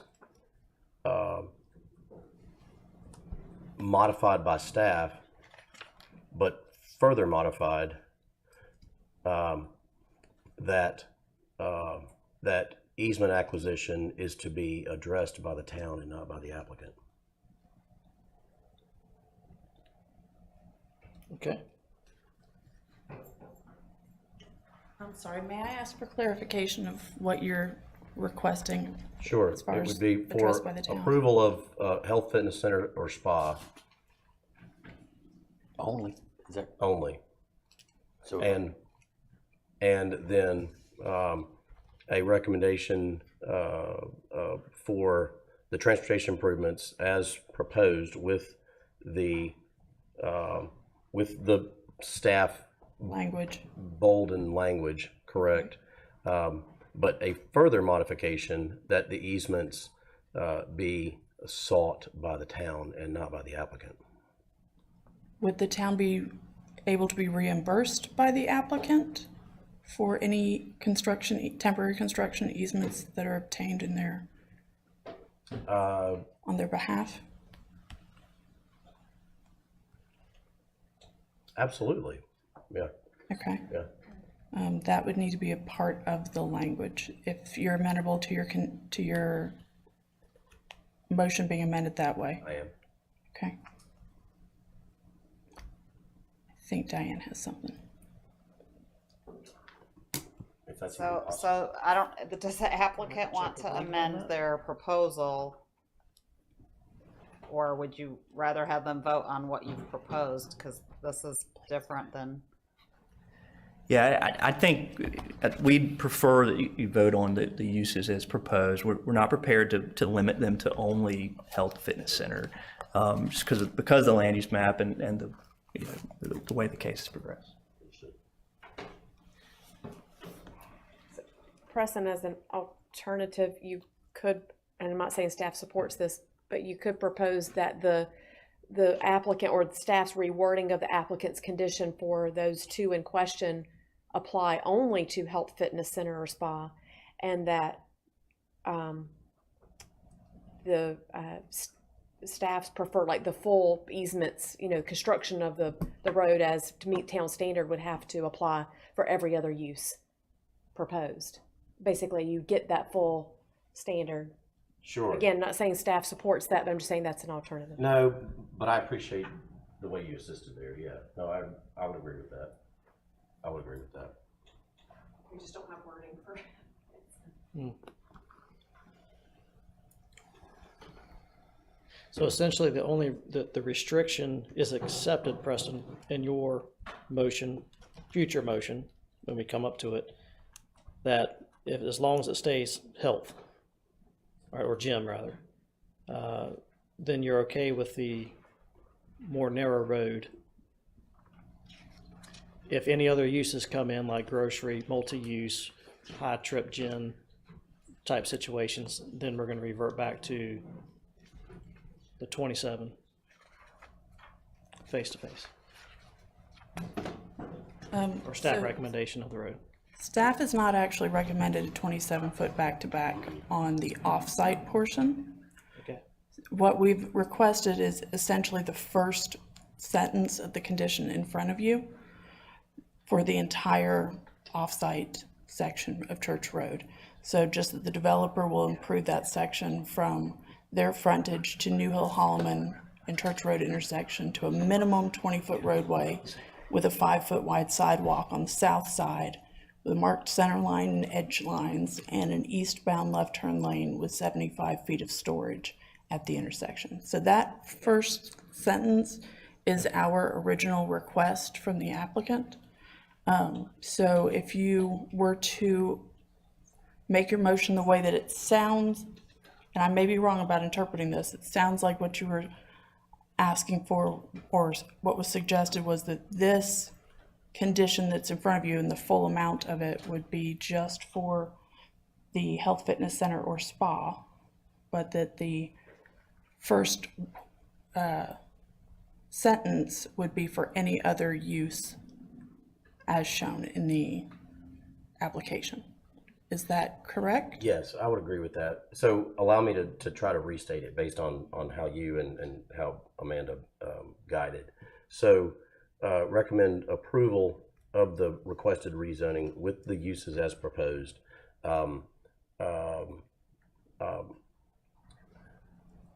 Subject to the transportation improvements, the conditions of the transportation improvements as modified by staff, would apply specifically to the health fitness center or spa, and that for a more intensive commercial or mixed-use development to occur on the site, that the street cross-section, that the minimum street cross-section be a minor collector or commercial cross-section as opposed to the rural residential. Can it be worded that way? It could meet our minor collector, which is the 27-foot back-to-back, right, Russell? Within a 50-foot? Okay. And so this is our rural residential cross-section. Our minor collector is a 27-foot back-to-back with 5-foot sidewalk, curb and gutter. So that could be phrased the way that you stated. I just want to make sure that's... Sure. Okay. With the understanding that in the future, if any of the adjacent parcels come in, they may have to tear out that curb and gutter and or sidewalk to replace it. I'm just giving that extra piece of information in case I did not make that clear earlier. Can you say that again? So if curb and gutter is installed on this section and development occurs for the other parcels in the future, that are along this yellow set of lines, it is possible in the future, not certain, but possible, that they may have to tear that out if some portion of Church Road has to be further widened to handle the traffic. Russell's making a face, a maybe, sort of, kind of, possibly face. I mean, it's not classified as a major collector on our plan, so it wouldn't be widened beyond that. It's a minor, it'd be either a minor collector or residential street standard is the same as far as width goes. It's 27 back to back. So I wouldn't expect the curb to be, if they build it, set one side or both sides based on a 27-foot back to back, it shouldn't have to be removed in the future. Okay. The only difference would be if they propose a section that maybe tightens up sidewalk, pushes it up to back a curb for some reason. If there's a design that avoids easements for that reason, then we might want to move that back in the future when frontage is developed, so we don't have sidewalk up against the curb, which is typically undesirable.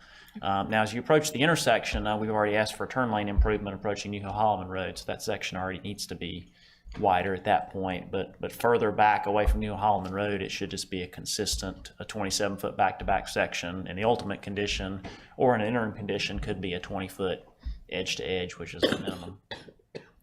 And based on Shelley's comments, presumably if that cross-section was constructed for some larger mixed-use development, they would install driveways at the current location of the existing driveways, right? For the existing residents? Right. So if you did curb and gutter section, yes, that's correct. You'd have to put in driveway aprons for those existing residents along that section. You'd have to work out the drainage as well. It wouldn't be a ditch section, so you'd have to figure that out in the design. Again, it's kind of early to look at detailed designs, and we haven't really, they haven't provided like a detailed road design to us yet. We came into this thinking that they could at least get a 20-foot ribbon paved road within the existing right-of-way and not have to get easements outside, but evidently they've done enough design to say that it looks like they do need those temporary easements. It'd be great if they could come up with a refined design to give to us as much as they have, so we could take a look at it and have some of those conversations prior to the council meeting. If there's an opportunity there. But again, if they're proposing curb and gutter, the typical minimum for both DOT and the town is based on the 27-foot back-to-back. So we typically don't like curbs set narrower than that section. Sure. I think what makes, at least for me, this so difficult is that there's tremendous assistance and facilitation being provided in working out these conditions, and what I'm about to say is no, damnation or fault on your recommendation, Shelley. I understand it, but there's a tremendous amount of assistance and work into this, and then ultimately the recommendation is to kill it. That's what I'm struggling with. Do you see what I'm saying? So I think maybe I was unclear. The recommendation is denial because we want to make it very clear to town council that if they decide to accept the applicant's language, or even the language that we have adjusted and tweaked to be more consistent with past zoning conditions, we want town council to clearly understand that this may require the town to exercise condemnation authority in the future. And we want you all and town council to have that conversation and to understand that this may be one of those situations that it needs to happen. Like I said earlier, the town really rarely ever uses our condemnation authority. I can't think of in the 10 years I've been here, I can think of less than a handful of times that I'm aware of. And of those, 3 of them that I'm aware of ended up causing fairly significant delays on both, not just for town projects, but also on behalf of the applicants as well. So I just want to interject because I've been here 25 years, and the town typically only uses condemnation power if the road is on our transportation plan. Right. This is not on our transportation plan. So I just wanted to add that to the context. Thank you. So our recommendation for denial was an attempt to draw a clear line of saying, look, if you're going to do this, here is the language that will make it consistent with all of our other zoning conditions. But there is a good chance that you might have to use condemnation authority, or the project might not be able to get off the ground at all. So we aren't saying that we don't want the Y. As you've all stated, the Y would be an excellent use. Staff can't assume, however, that even if the applicant has a great contract with the Y, that is definitely going to be the use of the project going here. So when we look at this, we have to think about it in terms of all the other uses on there, and honestly, all the other potential users that still fall within that health fitness center or spa. The Planet Fitnesses, or not to cast aspersions on them or anything, but just the ones that are not a YMCA. We'd love to have a Y, and we were super excited about this until we started looking at the road. And we were like, well, dang it. This does not have fantastic access. How do we make this work? And I mean, we all sat down with the applicant during our pre-application meeting and had great conversations and gave them all the input we could possibly think of to try to make it easier. And we're not trying to say that we want the Y to go away. We just want to make sure that the road is safe. We don't want a situation to get set up without the appropriate conversations about it, where we have 1,800 potential people, and I mean, that's assuming one person per trip, going to and from on a daily basis, and on a road that we just don't think is safe. So, I called Matthew and we had this conversation a couple weeks ago, and I said, I'm sorry, but I would recommend denial of a school right now if they couldn't commit to making the road safe. And it's not because we don't want it, or not because we don't need it, but it's because we don't think the road's safe. So if you all do decide that you want to recommend approval with the conditions, either as written by the applicant or written by staff, you're welcome to do that. It's just that we want you to know the town will most likely have to have the conversation about using condemnation authority.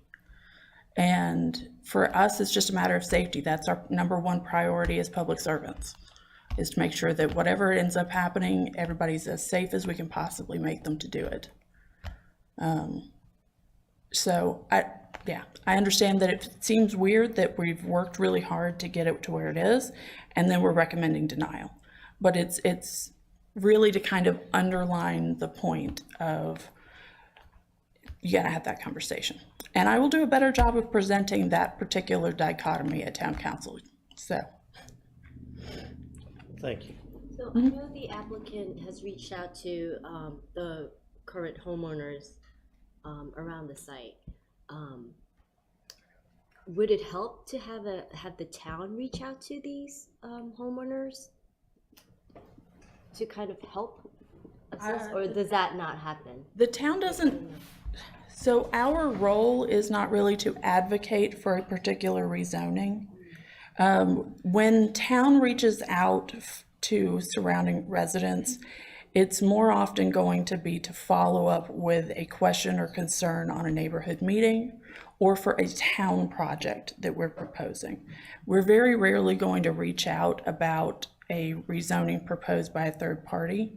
Occasionally the town will bring a rezoning in front of you to, I don't know, do a park or a town building or something like that, in which case we will, of course, as the applicants, also reach out. But our job is really to facilitate and to evaluate both we have kind of a dichotomous role where we're evaluating what's proposed and trying to make it as good as it possibly can for the town government and financial entity, as well as the town as it's made up of individual residents. So we actually are more likely to call the developer and say, I got a phone call from an adjacent neighbor who said they didn't like this about it, or they're worried about too much light or something. Do you think you can add a condition to help address their concern?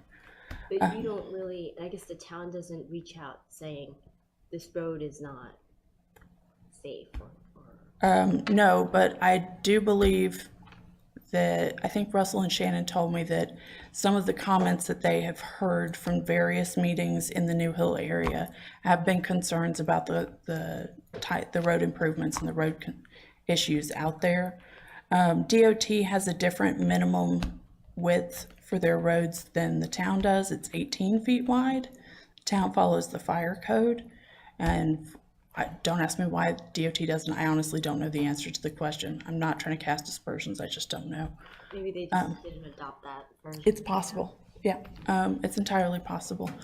But their minimum width is 18, which is what they built. So, or mostly what they built. There's a couple small pieces. So.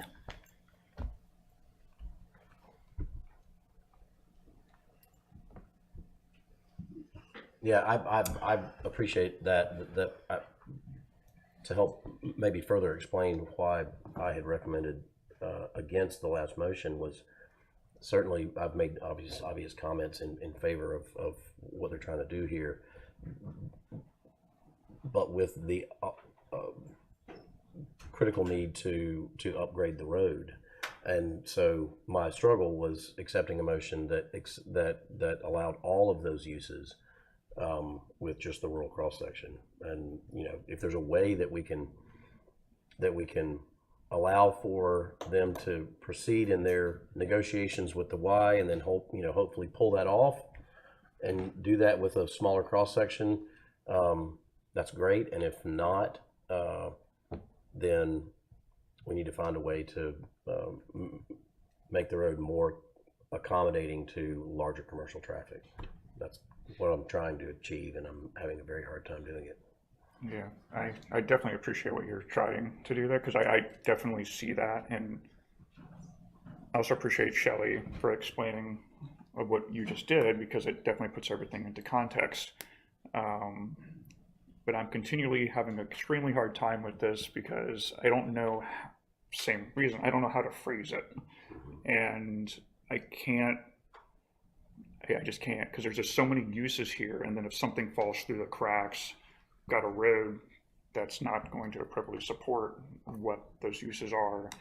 And so I don't know how to phrase it in its current context. I am not going to want to. I think our job as this board is to evaluate the land uses and the conditions, not the end user. So that's where we really have to remove that end user from this discussion. We love the YMCA. We all want to support the YMCA and see it succeed here. I would like one closer to my house than Craft Family, which is as far away from my house as you can get and still be in Apex. With that said, what I'm hearing from staff, what I'm reading in this report, is that even with the recommended updates to the conditions, the language is still deficient in guaranteeing safe roadway. So with that in mind, I would recommend denial of the 24 CZ03 rezoning case. A second. Okay, so we have a motion on the floor from Melissa for denial. We have a second from Steve. Any discussion prior to taking a vote?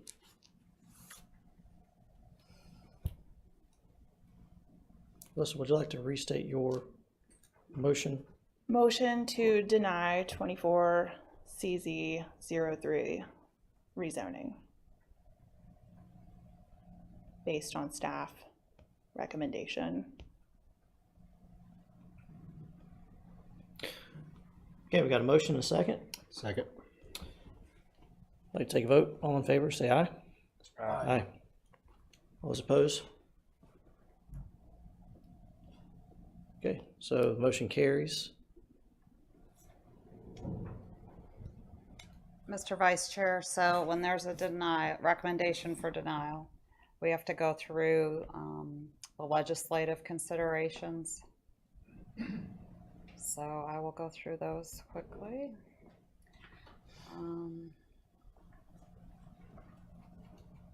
So the first question is, the board must state whether the project's consistent or inconsistent with the following officially adopted plans. The 2045 land use map, is it consistent or inconsistent? Consistent. Consistent. Consistent. Apex transportation plan, is it consistent or inconsistent? Inconsistent. This road It's wasn't not on our transportation plan. It's not on the transportation plan, so. That was a trick question, Diane. Not applicable.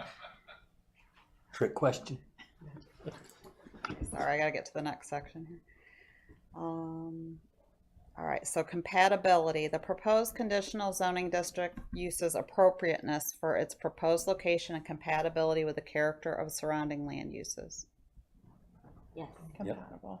Compatible. Zoning district supplemental standards, I don't know if there were any. There weren't any, okay. So. Design minimizes adverse impact. The design of the proposed conditional zoning district's uses minimization of adverse effects, including visual impact of the proposed use on adjacent lands and avoidance of significant adverse impacts on surrounding lands regarding trash, traffic, service delivery, parking and loading, odors, noise, glare, and vibration, and does not create a nuisance. We can't speak to that, can we? I'd say Relative to site plan? Avoidance of significant, it's avoiding, not that it won't have any, but avoidance. That's one of the traffic ones you guys can pick. No? Okay. No. Design minimizes environmental impact. Conditional zoning districts use minimization of environmental impacts and protection from significant deterioration of water and air resources, wildlife habitat, scenic resources, and other natural resources. Is it consistent with minimizing environmental impact or inconsistent? Consistent.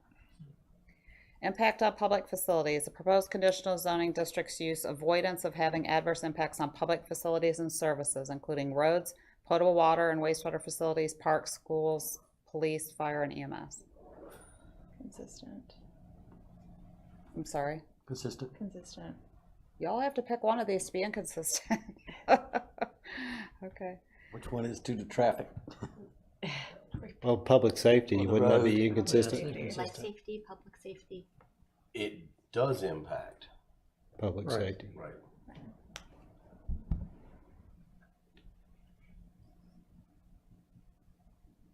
Okay. So, or, No, number 7, right? yeah, The safety and welfare, yeah. they said they wanted that consistent. They're saying number 7 would be inconsistent. Oh, okay, so that was 6, so you think that's consistent, all right, so 7, health, safety, and welfare, the proposed conditional zoning district's use effect on health, safety, or welfare of the residents of the town or ETJ. That's the one I'd say inconsistent. I would choose that one based off of the safety of the road. Does that sound correct to you guys? I think we already passed the road. Think so? Yes, that road is passed. Which, can we go back to that one, Diane? You can if you would like to. Yes, Yeah, please. I can read that. Impact on public facilities. The proposed conditional zoning district uses avoidance of having adverse impacts on public facilities and services, including roads, potable water and wastewater facilities, parks, schools, police, fire, and EMS facilities. That'll be inconsistent. Yes. Is that, do y'all agree with that? That was the purpose of the denial. Because of the impact on public Right. facilities. Right. Okay, so 7 was health, safety, and welfare. The proposed conditional zoning district's uses effect on health, safety, or welfare of the residents of the town or ETJ. Inconsistent. Safety of the existing conditions of the road if it's not improved. the substandard nature of the road. Right. The road being substandard Correct. is a potential negative impact on the traveling public and potentially even the surrounding neighbors. Correct. Okay, So it's so inconsistent. inconsistent. Correct. Okay. So number 8 is detrimental to adjacent properties, whether the proposed conditional zoning district use is substantially detrimental to adjacent properties. I don't see any detrimental to the existing properties. I think there's large enough buffers and Does not constitute nuisance or hazard, whether the proposed conditional zoning district use constitutes a nuisance or hazard due to traffic impact or noise, or because of the number of persons who will be using the conditional zoning district use.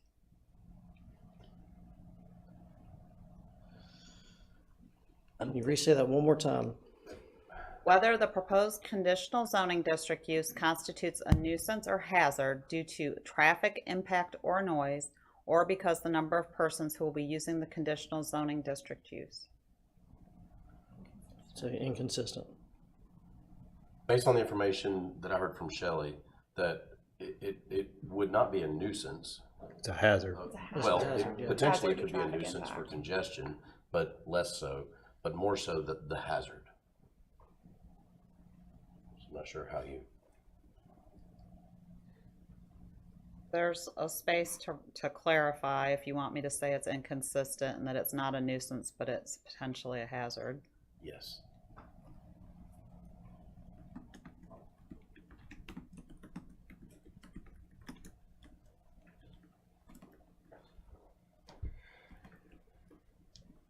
Okay, number 10, other relevant standards of the ordinance, whether the proposed conditional zoning district use complies with all standards imposed on it by other applicable provisions of this ordinance for use, layout, and general development characteristics. No, I don't think that's. I think it's consistent. Is that correct? Yeah, so. correct? Yeah. Consistent. I think so. Yeah. We got a consistent on that one.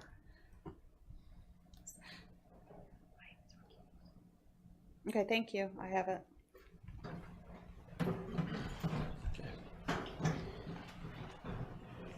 Okay, we need to bring Ryan back in.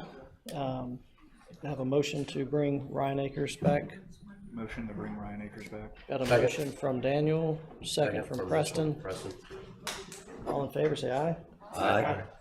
All those opposed? Okay. All right, welcome back. Do we need to take a 5-minute or are we okay? Power through?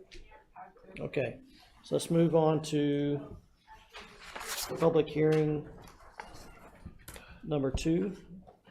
Joshua, on the rezoning case 24CZ06, Hume Olive Place. Alrighty. Good evening, everyone. Joshua Killian here to present the rezoning case 24CZ06, Hume Olive Place. This rezoning is located in the Friendship area of town along the northeast corner of Hume Olive Road and Blazing Trail Drive. The area of the property is roughly 2 acres and is currently under development, as you can see from this recent aerial. The current lots being constructed are compliant with all standards of the UDO and the rezoning case 22CZ18, which was approved by Town Council. The property is currently zoned medium density residential conditional zoning. The adjacent zoning to the north is planning and development conditional zoning, which is part of the Parkside at Bella Casa development, which also extends over here to the west side of Blazing Trail Drive, which is also the same zoning. And then here also to the west is rural residential, where there's currently a single family residence. To the east is also rural residential with a single family residence facing Hume Olive Road. And to the south, across Hume Olive Road, is the Apex Friendship High School and Elementary School locations. The applicant is proposing to amend the current zoning of medium density conditional zoning by adding one additional zone condition. The 2045 land use map identifies the subject property as medium-density conditional zoning, which is consistent with the rezoning request here. The applicant conducted 2 neighborhood meetings, the first on March 26, 2024, the second on April 22nd, 2024, and a copy of those reports are in your packet. This rezoning was exempt from the Environmental Advisory Board and the Parks, Recreation, and Cultural Resources Advisory Commission due to there not being an additional enhancement of any entitlements to this property. This rezoning also did not receive a letter of impact from Wake County Public Schools, as there's no change to the density allowed within this development. All zoning conditions from rezoning case 22CZ18 are kept in this rezoning proposal of 24CZ06. And there is one additional zoning condition that is being added, and I will read that one so that you guys can kind of get a better perspective of the reason for this rezoning. Lot frontage and primary access shall be allowed on a public alley for one lot, provided that a public sidewalk is built within a public access easement from the lot to the public street. To help understand the reason for this rezoning, I'm going to give you a little timeline of this project overall. In November of 2016, rezoning case 16CZ27 was approved, changing the zoning from rural residential to medium density residential conditional zoning. In July of 2020, construction drawings were approved and signed for the Hume Olive Place subdivision. In January of 2023, rezoning case 22CZ18 was approved to amend the zoning conditions, which increased the number of units allowed in this development. And in March of 2023, a revised master subdivision plan was submitted to incorporate one additional lot for the location of a duplex. And it was determined that either a UDO amendment or a rezoning was needed to allow that lot to be accessed solely from this public alley, which is named Paradise Alley. Planning recommends approval of rezoning case 24CZ06 with conditions as offered by the applicant. The proposed rezoning is reasonable in the public interest because it will provide the ability for Hume Olive Place to achieve the permitted density that was approved with the previous rezoning case, and allows the flexibility to use a public alley to meet lot frontage and primary access requirements. If you have any questions, I'm happy to answer, and Mr. Carnason is here for the applicant. I do have a question for you. So we have the asterisk of the S next to the permitted uses and limitations. Was daycare facility part of the original rezoning or the previous rezonings? Yes, that was a part of the original rezoning. The asterisk indicates that it would, or is it an asterisk or an S? Special use. S would indicate a special use permit would be required if one decided to locate on these properties. Okay. Josh, I've got a question. So in reading your staff report, thank you for your presentation, by the way.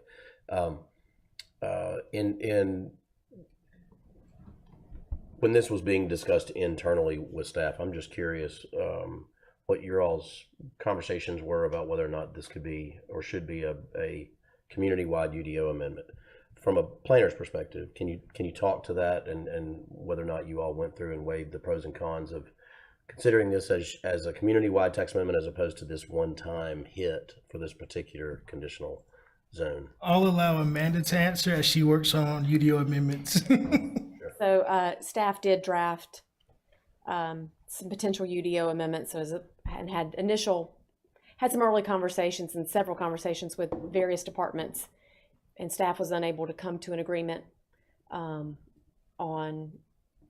a way that could be allowed in a time, and so the time that it would take to continue meeting and working things out just was not going to work for the applicant, and so maybe those conversations can continue in the future as staff has capacity to have those conversations, but the rezoning was the quickest option for the applicant. Okay, excellent, thank you. All right, any other questions? Looking at the layout, why does it have to be an alley? Why can't it just be a shared driveway to those units and have like a flag lot? The alley already exists, and there's not room for a 20-foot public road frontage for a flag lot, given the existing structures and other things that have already been built in the subdivision. That's my recollection. Gotcha. We did try to find a way to avoid having to go through another rezoning for this property owner. All right, any other questions? All right, would the applicant like to speak?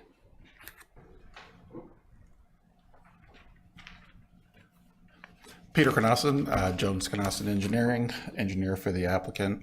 Good evening. Puck drops in 10 minutes, so I'm going to be quick. Priorities, right? Hopefully everybody here is a Canes fan and not a Rangers fan, right? Just related to this project, yeah, the rezoning that happened in 2018, that was because a buffer was removed from the site, which allowed additional density and units to be developed on the property. So that was the purpose back then. Should probably had a little more foresight back then to add this condition. So sorry to bring it to you now, but this is really just a single condition to add one lot so that will be allowed to front on an alley.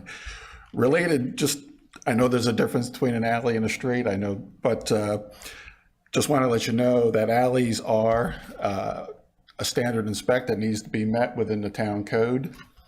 This alley is constructed to serve both trash and fire. It has a minimum 20-foot width, and it's been constructed to a residential street standard.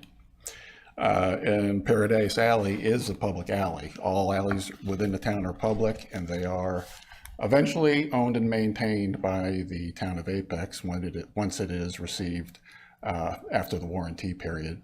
So I believe there's enough there for lots to front on an alley and be approved by the town.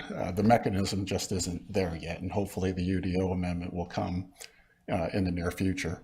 But appreciate your support and here to answer any questions if you have them of me. Good. Thank you. Any questions for the applicant?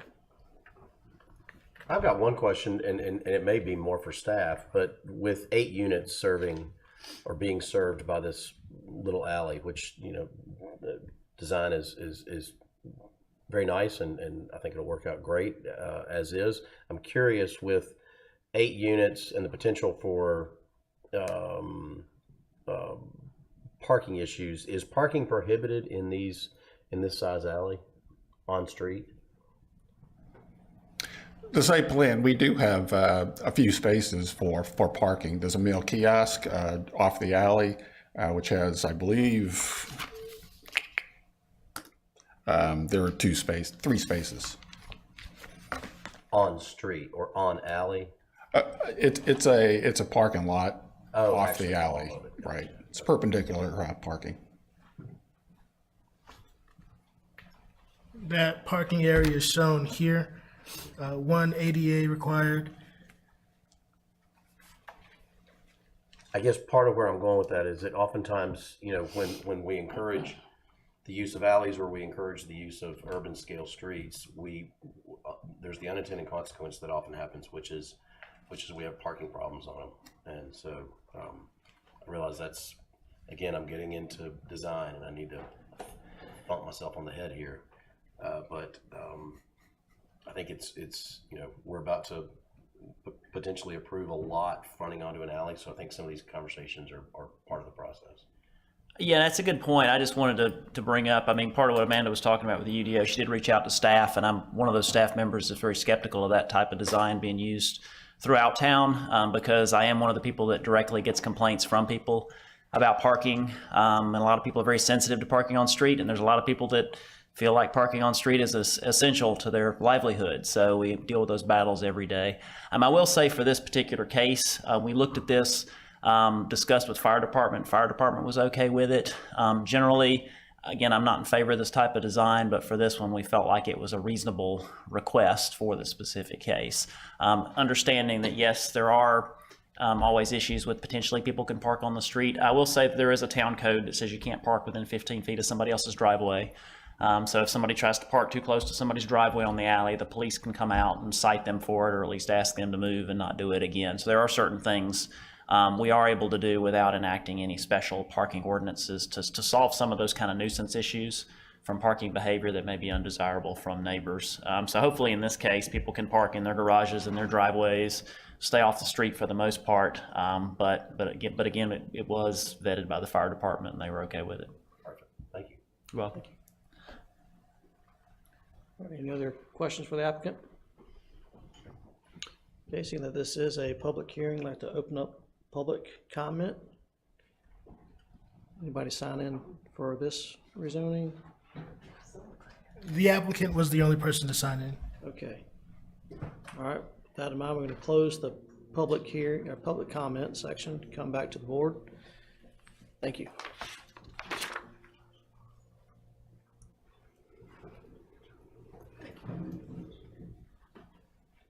Not all at once. Vice Chairman, I think this is an easy one. It's so simple, it's small. There's not a lot of units here, and we're basically doing an infill on an existing small lot. I have full support of it. Staff supports it, I support it. Okay, sounds like a motion. Motion to approve. A motion to approve by Ryan, second by Keith. Second. All right. All those in favor say aye. Aye. Any opposed? Okay, the motion carries. Okay, that being said, that wraps up everything else that we've got here. Just need one more motion to adjourn. Vice Chair, I'll make a motion to adjourn. Be my last motion. Last motion. All right, got a motion by Ryan, second by Second. Preston. Okay, all in favor say aye. Aye. All right. Ryan. Texas is calling.